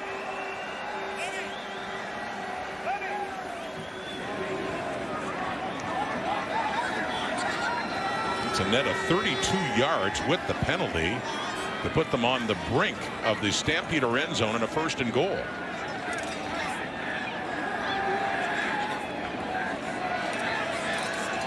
Just when Calgary had gotten back into the game to get it within a touchdown, Dustin Crum is in. See if they can put the Alouettes 2 touchdowns ahead again. Crum keeps it. Right side. Pushing through. Touchdown Alouettes. And the 4th rushing touchdown of the season for former Ottawa Red Black, Dustin Crum.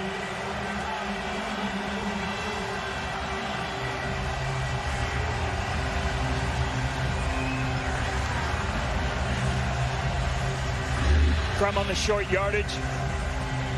Just going to fall forward. Follow the big men. Big men got to get low. Got to get their feet in the end zone. Just climb over. Keep your feet moving. Easy touchdown after the penalty. Well, how's that a response, Lapo? Just the stamps are getting closer. That was under 2 minutes. 1:53 of time taken in 4 plays at 76 yards, and Crum with the touchdown. And a big play to set it up before to Tyson Philpott, and then a penalty tacked on. Point after by Montos Diaz. Once again, 14-point difference. Past the midway mark here of the 3rd quarter. Dustin Crum did this for Ottawa. He's embracing that role again here in Montreal.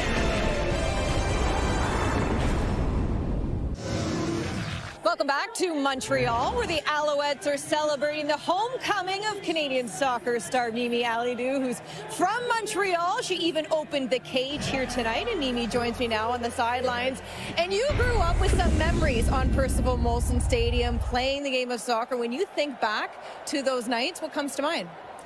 Thank you for having me. I think it's incredible. It's like a full circle moment. Like, when I played here a lot of years ago, I was younger, I was a little bit inexperienced, and I left. I went to gain knowledge and more football experience, and now I'm back here, and I'm on this ground and opening up the cage of the Alouettes, and yeah, I think it's full circle. I'm really happy. Yeah. You think after almost a decade playing abroad, now coming home, playing in the NSL, playing for your hometown team, the Montreal Roses, and where the game's at, this new era of soccer with FIFA going on now in Canada, and of course what the Canadian national women's team has done, what excites you most about where the game's going to go?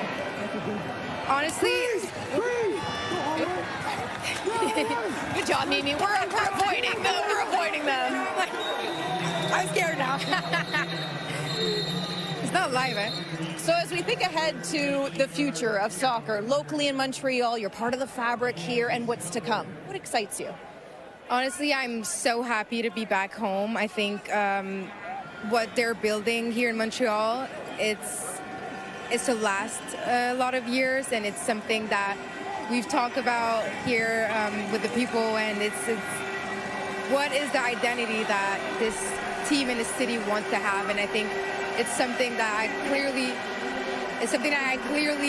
want to be a part of, and I'm so thankful to be back here home. Honestly, soccer right now is because of the World Cup and the Men's World Cup and then the Women's World Cup next year, and so many teams are doing good. I think it's a soccer moment right now in the world, and I think it's what a best time to actually support the Canadian League, support us. I think that's the perfect time. We appreciate the time. Best of luck the rest of the season with the Roses, and enjoy your night. Thank you so much. Bye. Guys, over to you. Thanks, Kenzie. And yeah, honoring football and in these parts too, here at Molson Stadium, football in more ways than one. And yes, with the focus on soccer, especially in the last month. It's been fun to watch. Yeah, it sure all has. these games. Sure has. Proud of what Team Canada's done. You bet. Now, there was an offside on the kickoff. Saw that return by McAllister. So they're going to kick it again, and Montreal they'll kick it from their 25 or 25 for Maltos Diaz.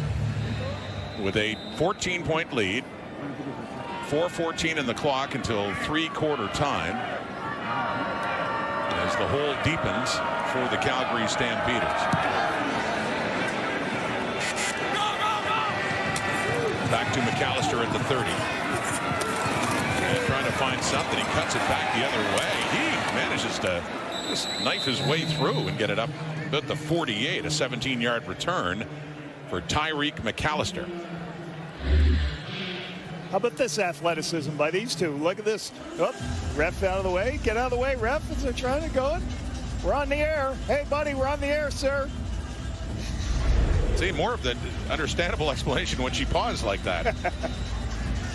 can see why. See the sidelines. You know, we saw that with Tom Gazzola in Edmonton the other night. It's not easy. You got to be careful.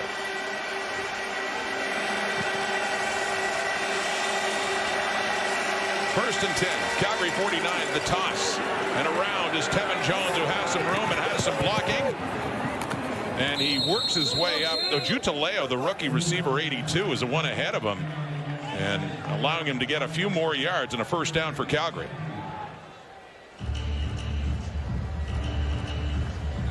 Nice reverse play there. That was nice. Heard Mimi talking about it. The Roses will pay a visit to McMahon Stadium next week. It is Calgary, Montreal NSL edition. Friday, 9 Eastern, 7 Mountain. And that'll be on TSN+.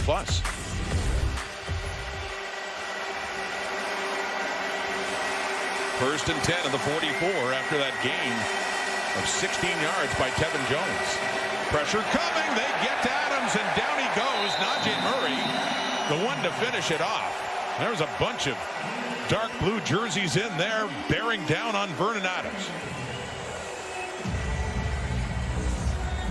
After a big play, you always got to be prepared about Montreal's defense. They like to bring extra defenders, pressure. You're going to see a blitz.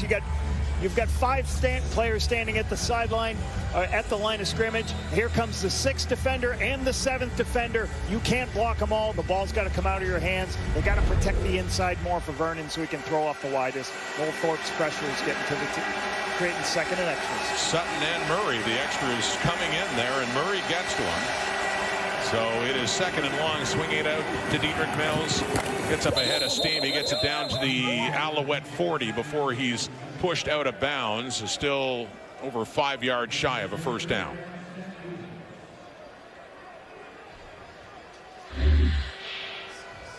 Don't put your quarterback in a tough position with the pass rush.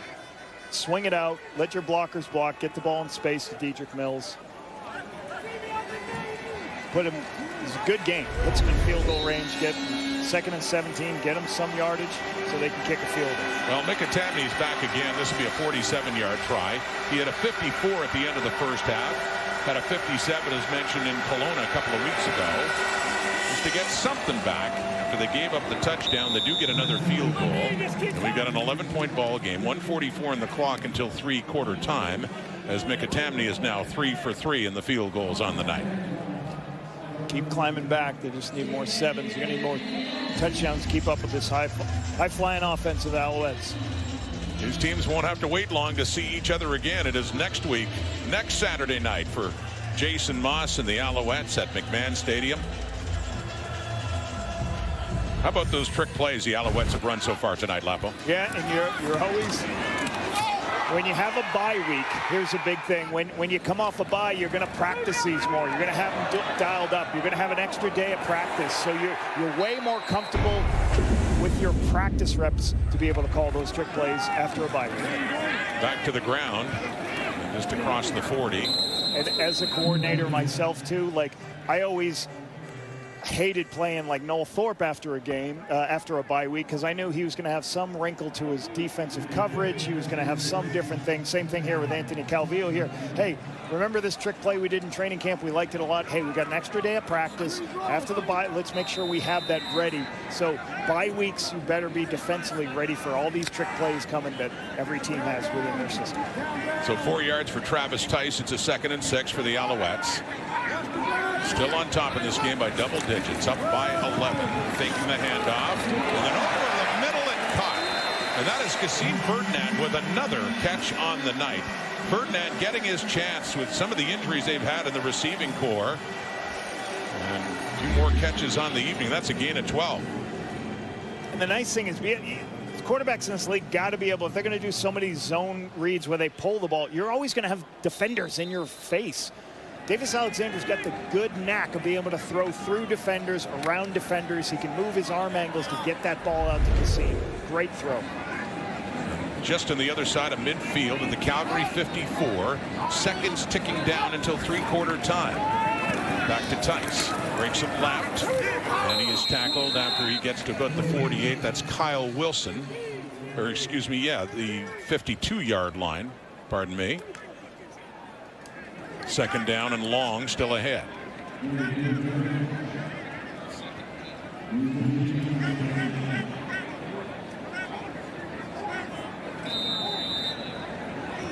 The Alouettes opened their season with an overtime win in Hamilton. Came back home and opened up with a narrow victory over the Argos. Lost in Edmonton and then came back and narrowly beat Ottawa a couple of weeks ago by just 2 points before heading into the bye. But leading the East to 3-1. Here's Tice again at midfield, 50, and putting his head down and around the 45. That is close to another first down at the end of 3 quarters. And Montreal driving into the Stampeder territory, looking to add to that lead. Some of the halftime entertainment. A wild ride continues for the Stamps and Owls as well. Coming up here. Owls start the 4th quarter with the ball and also the 11-point lead. And, well, we were billing this not only the Philpott twins, but also big play quarterbacks, VA against DA, Davis Alexander. And so far, he has been the better of the two, Lapo. Yeah, and Davis Alexander, his numbers are spectacular from completion percentage. His yardage is jumping up, but early in this quarter it was only 200 yards. But you can't underestimate how many things Davis Alexander does with his legs, with his arm angles, making plays to keep this football team on the field. Creates first downs, and again, when you have a lot of stuff in your system in your offense, why are the trick plays showing up? Because he stays on the field. He gets a lot of plays, gives his offense coordinator a chance to call other things. And he's not on the field right now, Lapo, because of a short yardage situation here for Crum. To start the 4th quarter, Crum got a touchdown earlier, lunges ahead, and looks like he has it to keep this drive going. Yeah, certainly.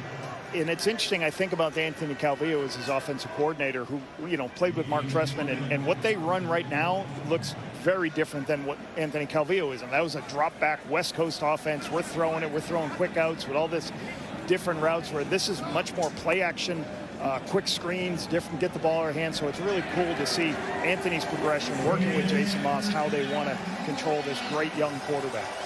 Well, it was interesting to see Calvillo's progression, too, when he arrived from Hamilton, backing up Tracy Ham.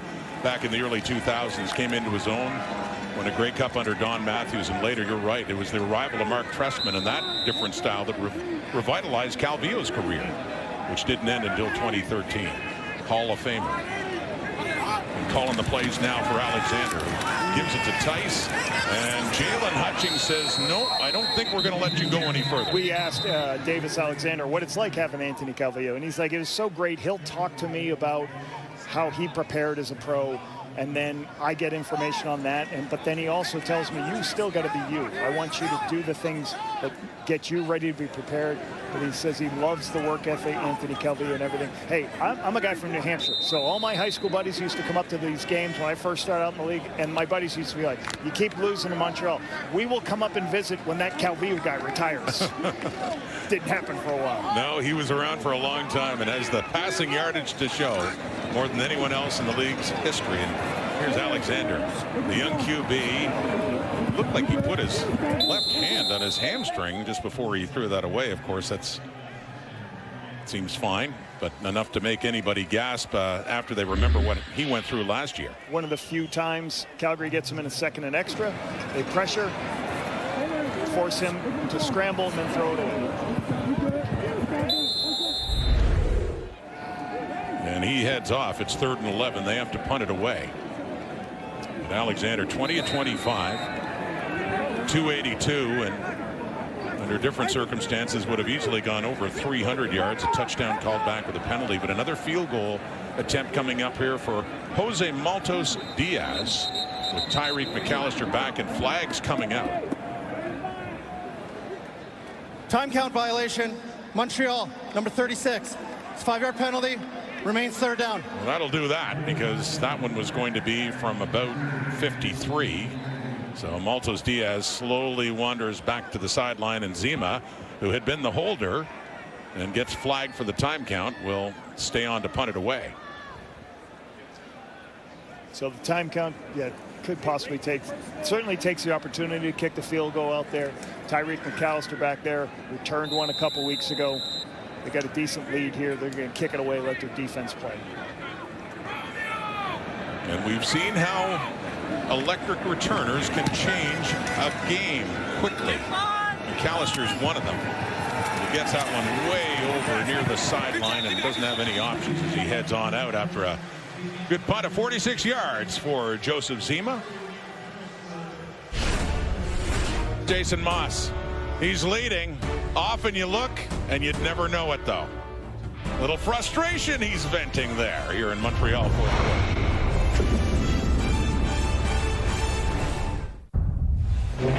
Well, the Alouettes lead, but this is a concerning sight, Lapo. Memories of last year as you see Davis Alexander just reach down slightly on that left hamstring. Yeah, and then he's right now gone into the room.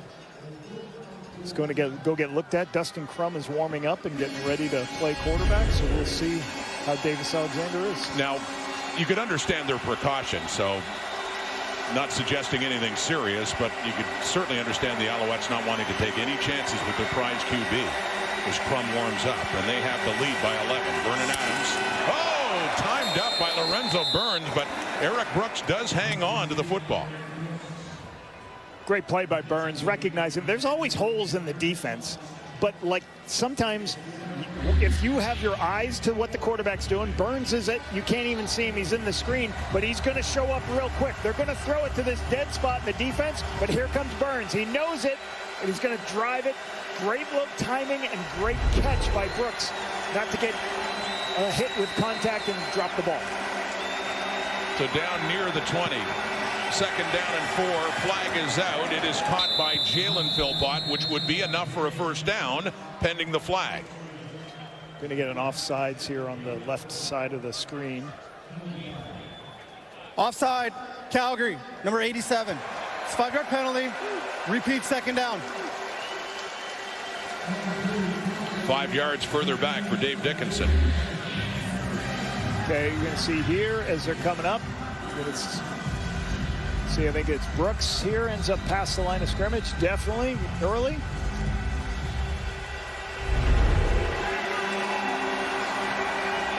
Push back to the 15 on a 2nd and 9.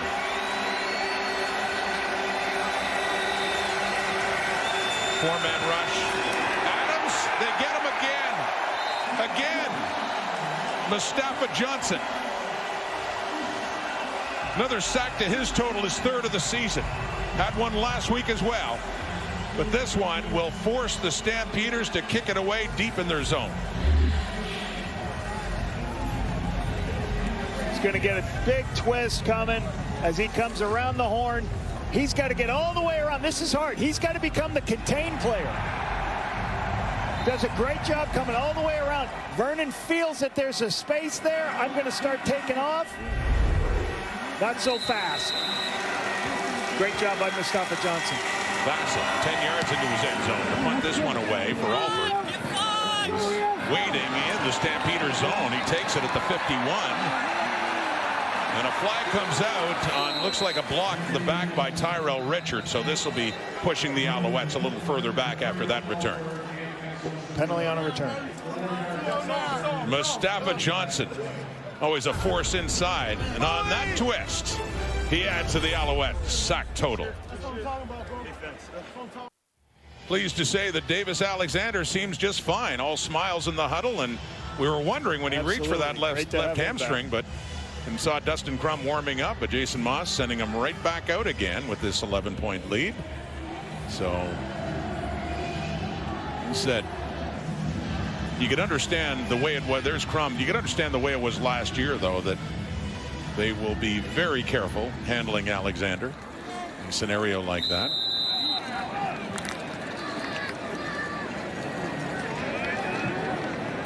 $20 for 25 for 282 and a touchdown.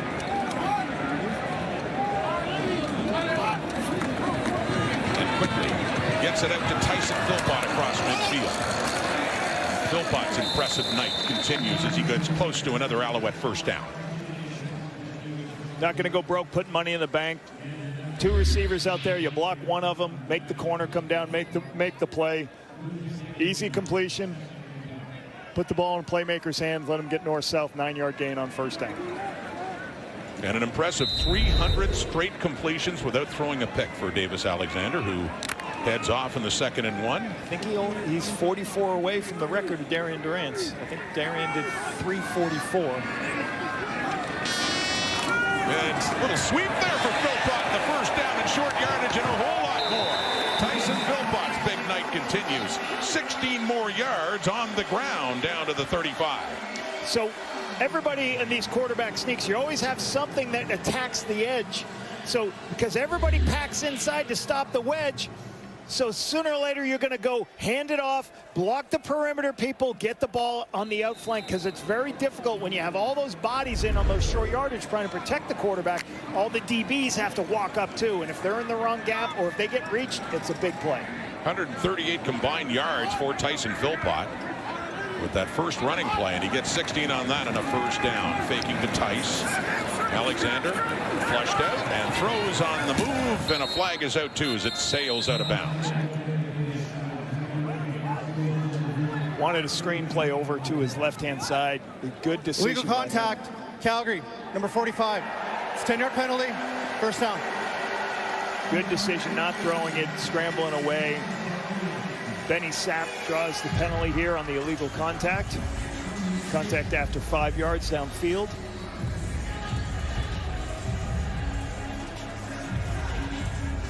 Benny Sapp, who's in his 2nd year in the league. He was with Saskatchewan last year. Just showed up 2 weeks ago. 2 weeks ago. Well, all the injuries that they've had in their secondary, too, they've had to make steady changes in the back end of that defense. Down to the 25 now. Alouettes. And another running play to Philpott, who puts his head down, and he keeps working his way down close to another first down. Well, that's it. Sorry, goes down as a pass for Tyson Philpott. Just get speed and space and block down. You got people coming. Fuller and Orilmalade did a great job. Recognize this. He see how he turns it back inside to his help to limit this game from the big play, big flow on the outside, making a good job. But again, creativity. Flip through your Rolodex. How do I get Tyson touches different ways? Handed off to him the last time. That's a little touch pass, so that goes in his receiving stats for Philpott. It's now 9 catches for 102 and a touchdown, plus the 16-yard carry, and 3 receivers out to the right.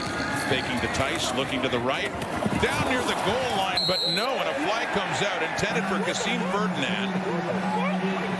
And there's an argument from the Stampeders on that flag. Zy Alexander right in on Ferdinand. I think it appeared from up here that he made contact before the ball was there.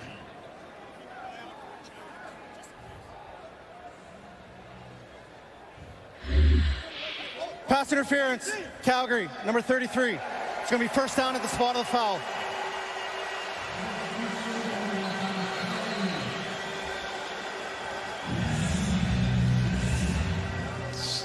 Looked from up here that he made contact with the back early, but those 2 angles didn't show it much.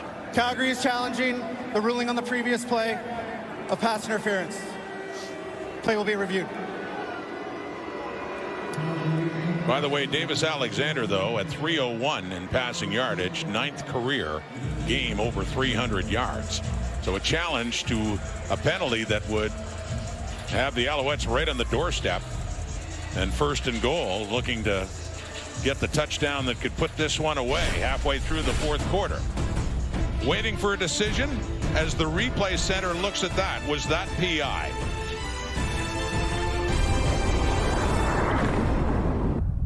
Now remember, on pass interference from the replay center, anytime they talk about pass interference, they are not going to play this slow motion. They're not going to play it. They're going to watch it live and make a decision, because they don't want to be analyzing every little angle. They want to make did this happen early? Was the contact clear and obviously early? That angle, I thought it was a little bit, but we'll see. It may. I don't know if that was too early. I think it'll be overturned. After review by the replay center, the ruling on the field hasn't been overturned. There is no defensive pass interference on the play. It's going to be second down. Okay, so a good challenge by Dave Dickinson. Just what you talked about, Lapo, as they looked at that again at game speed and say no PIs. The ball is at the Calgary 15. And it is an 11-point game.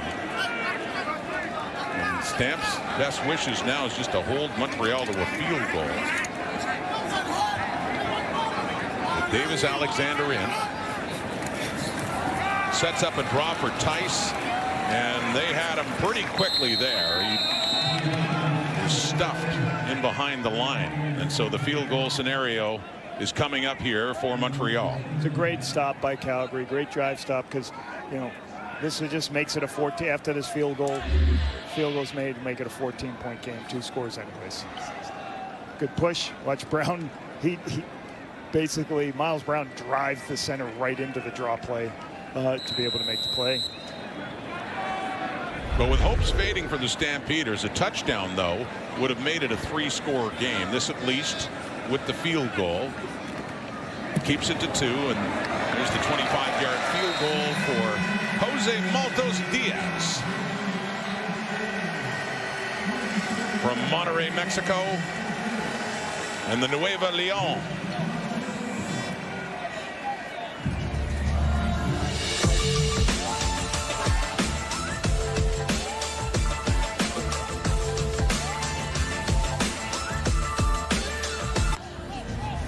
Vernon Adams has some work to do. He's won back here with a new team, did with the BC Lions in his first return back to as a starter against the Montreal Alouettes, but trailing right now 37-23, 2 touchdowns behind, and under 6:20 now here in the 4th quarter.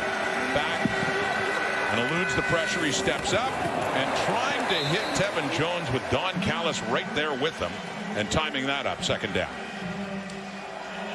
Pre-snap, you see a lot of guys standing around line of scrimmage, but that's not Montreal's MO. You see all these guys standing at the line of scrimmage. Hey, we're going to pressure and we're going to blitz you. When the ball snapped, nope, they drop out and they only rush 5 players. Vernon climbs, but sometimes he throws to the wide side of the field. It's a long way to be in the air. Don Callis is there. Ball's a little bit too far inside. Callis is in a position to make the play. 2nd and 10, under 6 minutes to go here at Molson Stadium in Montreal. 4-man rush. Adams steps up again, and this time he takes off. Slides for the first down and takes a hit coming in. His old teammate, Micah Alway, a former Stampeder too, by the way, and Deontay Demery takes exception to that, but flags all over the field. Very late by Micah Alway. You can see the frustration by the offensive lineman. You just can't draw a second penalty. So climb the pocket, take off, knows the yardage for the first down. This is just late. Then the linemen all get involved, and they're going to go protect their guy. You can see them starting to walk in, and then Demery, I believe, delivered a blow late. He may get called for a penalty after the fact. Either way, Mike Alway delivers a blow to the head. There will be a penalty on this play. Well, that would be the frustration for the Stampeders if after that penalty against Alway, if they end up getting one against themselves because of the reaction.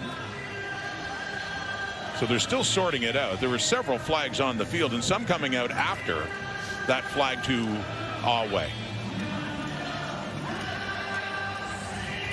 Mike Alway, first year back in Montreal, been with the BC Lions a few times, and then a couple of years ago had been with Calgary.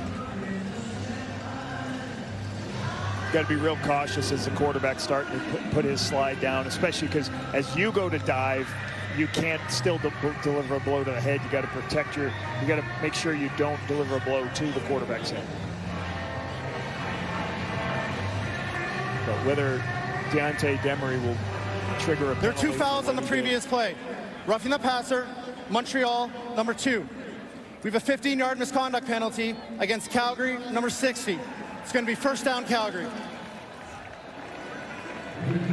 So first down, but just not as far up as they could have been after the penalty against Alway.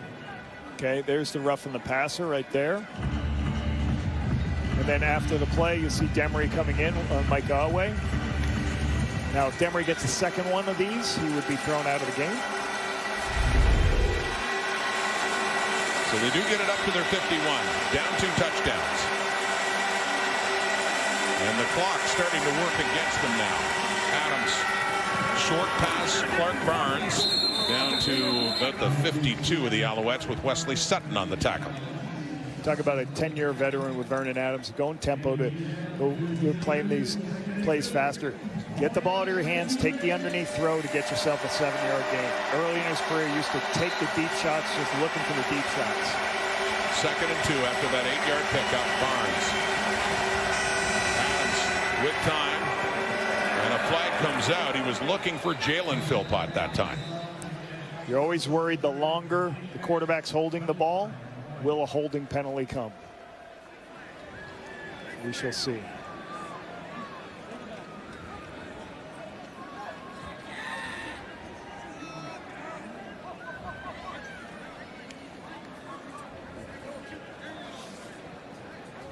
Holding, Calgary, number 67. It's a 10-yard penalty. Repeat, second down. Well, that hurts. You're a Stampeder fan as they go back the other way. Zach Williams, left guard, draws this penalty. You can see him right here. There's our left guard.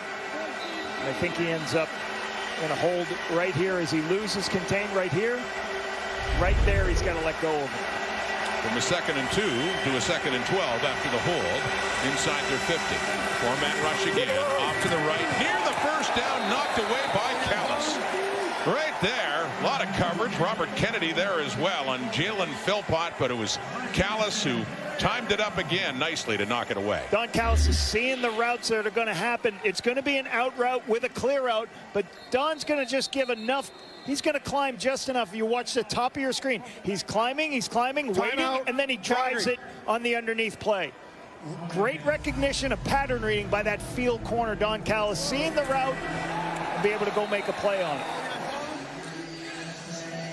So there's 4:39 on the clock here at Molson Stadium. The Stampeders have called the timeout on a 3rd and 12. Holding call, you know, they were sitting at 2nd and 2, they could have been in 3rd and 2 here, easy conversion. Now this makes it a tougher one, and they're not even going to try for it on 3rd and 12. They will punt it. Bassett standing at his 35. Back for Alford. Brutal penalty. If you're 3rd and 2, 3rd and 5, you're probably going for it. Travis Tice is back there as well for the Alouettes.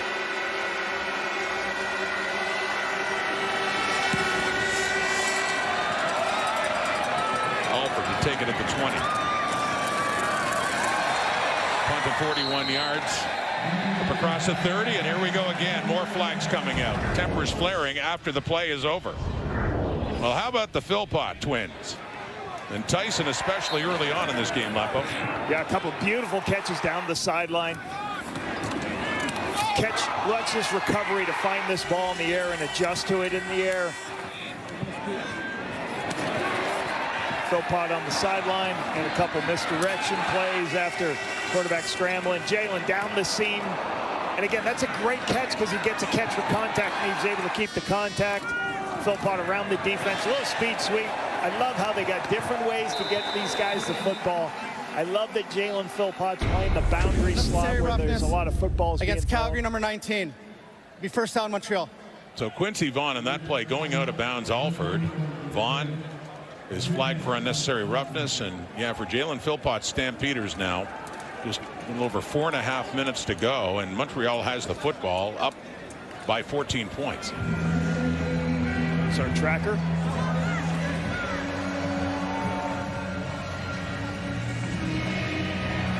Nine catches. Tyson. They both had big games the last time they played. Last week for Jalen in that big victory over the Argonauts. Jalen had 7 catches, 83 yards, couple of touchdowns. And Tyson, before that, the week earlier, there's Colleen Purcell, mother of the Philpott twins, and it was Tyson against Ottawa 2 weeks ago at 12 catches, 198. And leads the CFL in receiving. But yeah, for those wondering, on the back of her jersey, the back of the jersey is Montreal Alouettes. Front of the jersey is Calgary Stampeders. She's not playing favorites, Rod.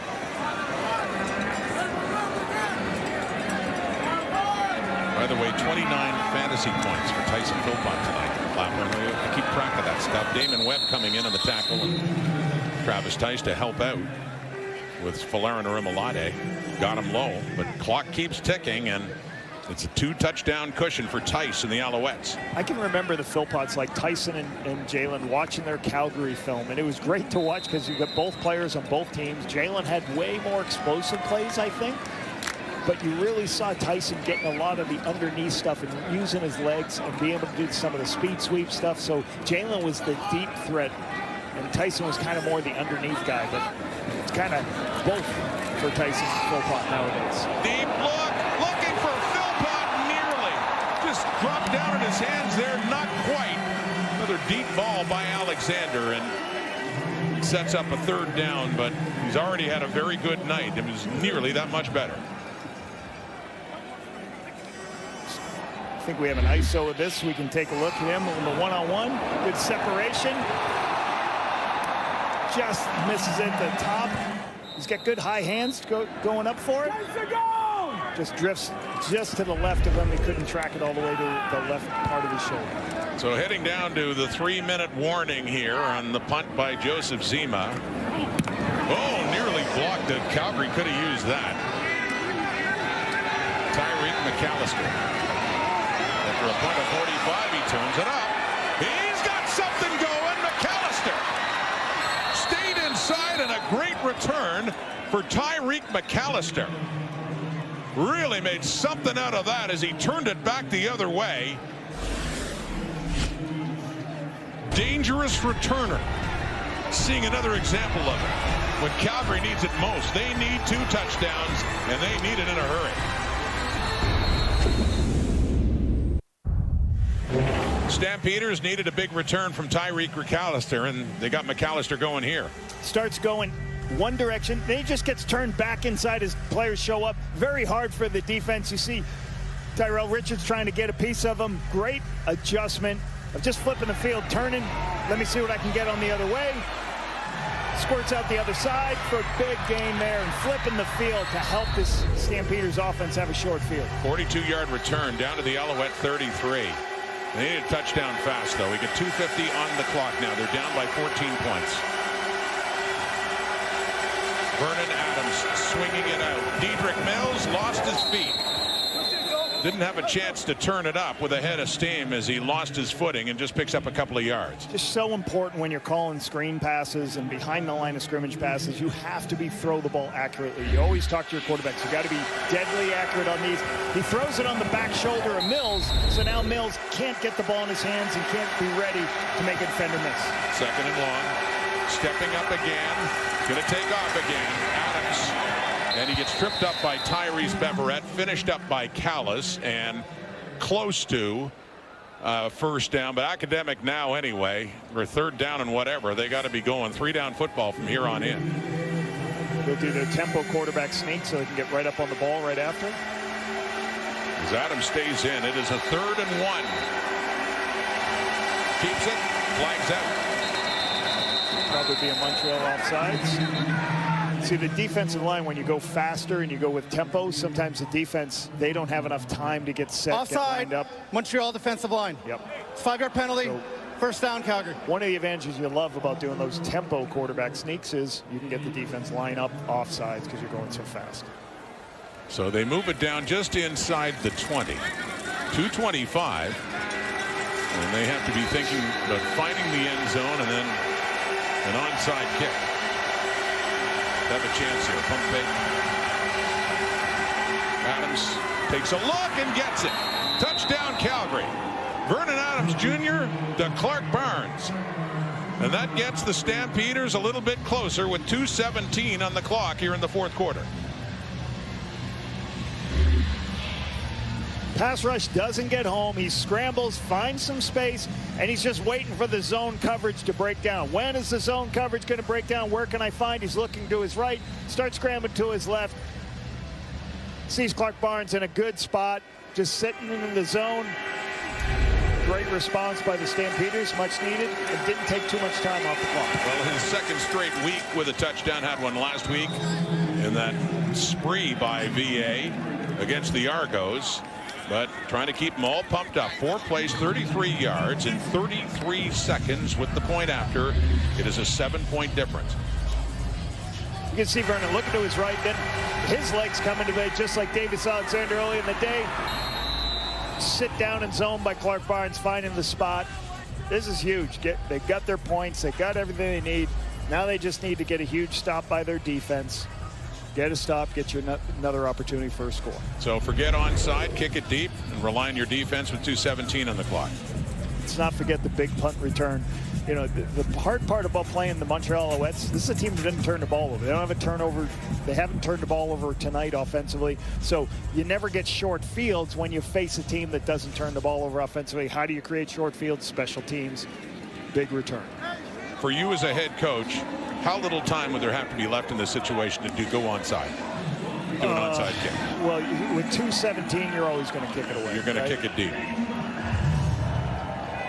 You're talking about 35 is when you're starting to think about. Under 1.5? Yeah.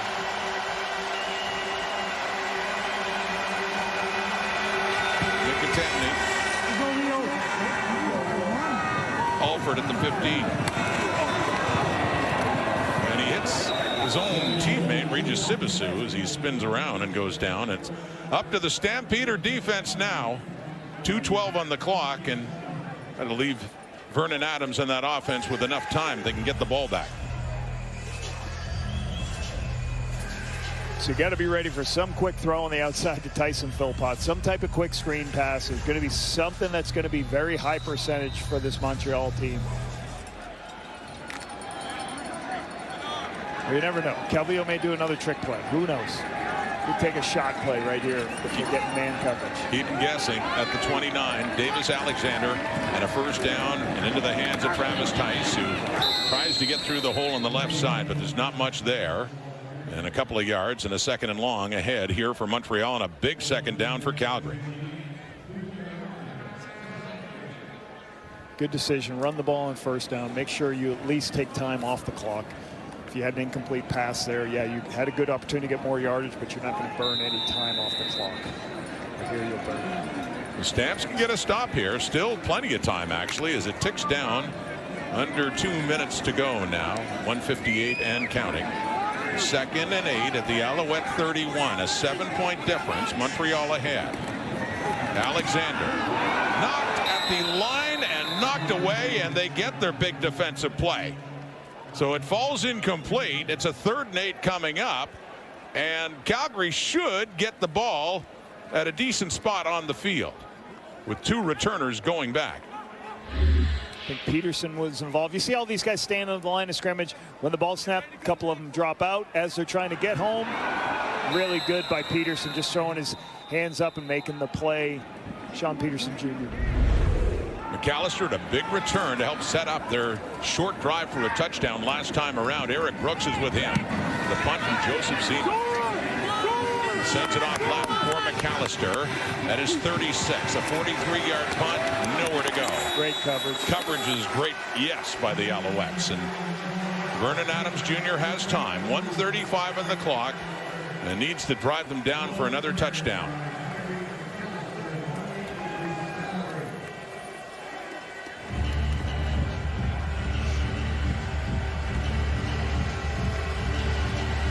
Calgary with a 2-2 record. They lost their opener after Adams had scored a touchdown. Winnipeg came back for a walk-off field goal winner. Their next game against Saskatchewan went to overtime. And then they got in the win column against the Lions and again last week against the Argos. Here we go. It's caught by Jalen Philpott. A timely catch for Jalen as it's across midfield and a 1st down. You'll watch Jalen just wrap the linebacker. You just throw it to a space and hope you're higher than the linebacker. Leverett can't get there. Great location, great catch. Gain of 21, swinging it out to Dejon Brissett. There's a couple of touchdowns in this game and a good pickup down to about the 36 of the Alouettes as the Stampeders are moving quickly. Good vision by Vernon Adams. There was a pressure, there was a blitz. Too many players to protect. Throw it out to Dejon Brissett. He's by himself. You make blocks on the perimeter. He can get the big play for the 1st down. So good recognition by Vernon Adams. Seeing a blitz. So you see all these players coming. You're going to see blitzing off the edge here. Once those players show up as they roll it right here. Here comes everybody. Flip it out there. See how there's nobody covering them? You got to make your blocks on the perimeter long enough for Dejon Brissett to get around the edge. Good recognition by Vernon. Good play design.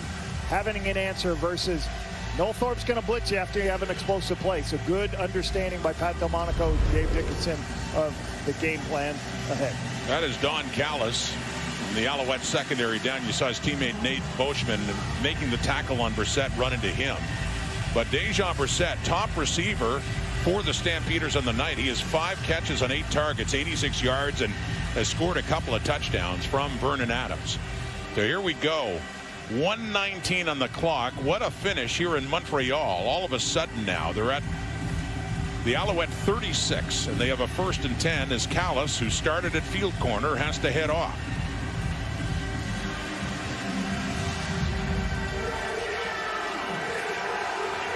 And it looks like taking his spot, number 31, Faion Hicks, in the field corner position. See if Adams goes to work on him.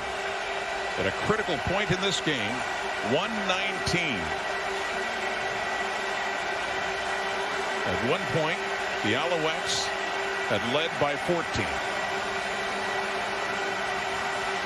Off to the right, 4 receivers.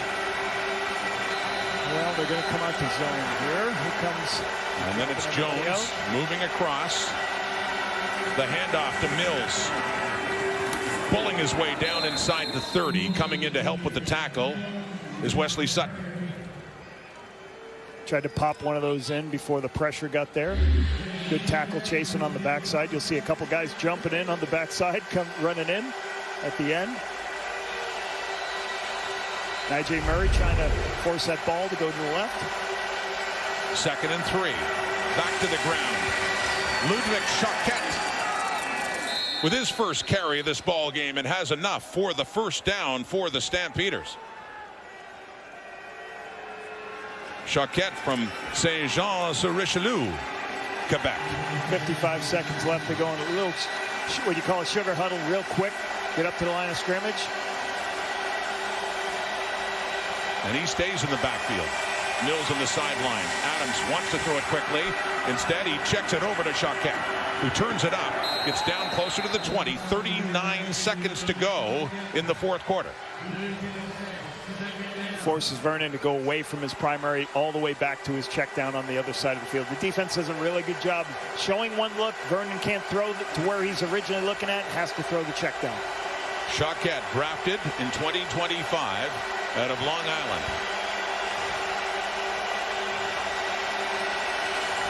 Adams caught by Barnes, who's hit immediately at the 15, shy of the first down. Lorenzo Burns on the coverage. Third down coming up, 25 seconds to go. Timeout, Calgary. Barnes on the underneath throw. Good come up by Lorenzo Burns, making the stop, forcing the third and short. Ball is down just shy of the 15, and they have to get it to about the 12. A third and 3, 25 seconds to go. Better have an answer versus if they blitz you and bring too many players. Better have an answer versus they're going to press you up and play man coverage across the board. Moments ago, they were down near this area. It was a touchdown toss to Clark Barnes. But this is a third and 3. Here we go. Knocked away! Ball game! David Perales. And a nice debut for him. Has just forced the turnover on downs with 20 seconds to go.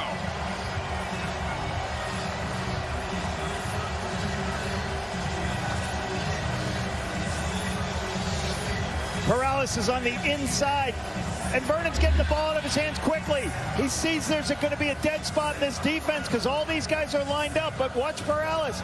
So he starts to rush, and then he's just waiting. He's going to throw his hands up, knowing the ball is going to come out quickly. Vernon going into that spot. Great play by, as you said, Dave Perales' first start, making plays by not rushing the passer, just throwing his hands up and knocking the ball down. 20 seconds, they can just take a knee and put this game to bed. For Davis Alexander and the Montreal Alouettes. Handshake time as the Owls stay on top of the East and improve their record to 4-1. As the Calgary Stampeders, after winning 2 straight, fall to 2-3.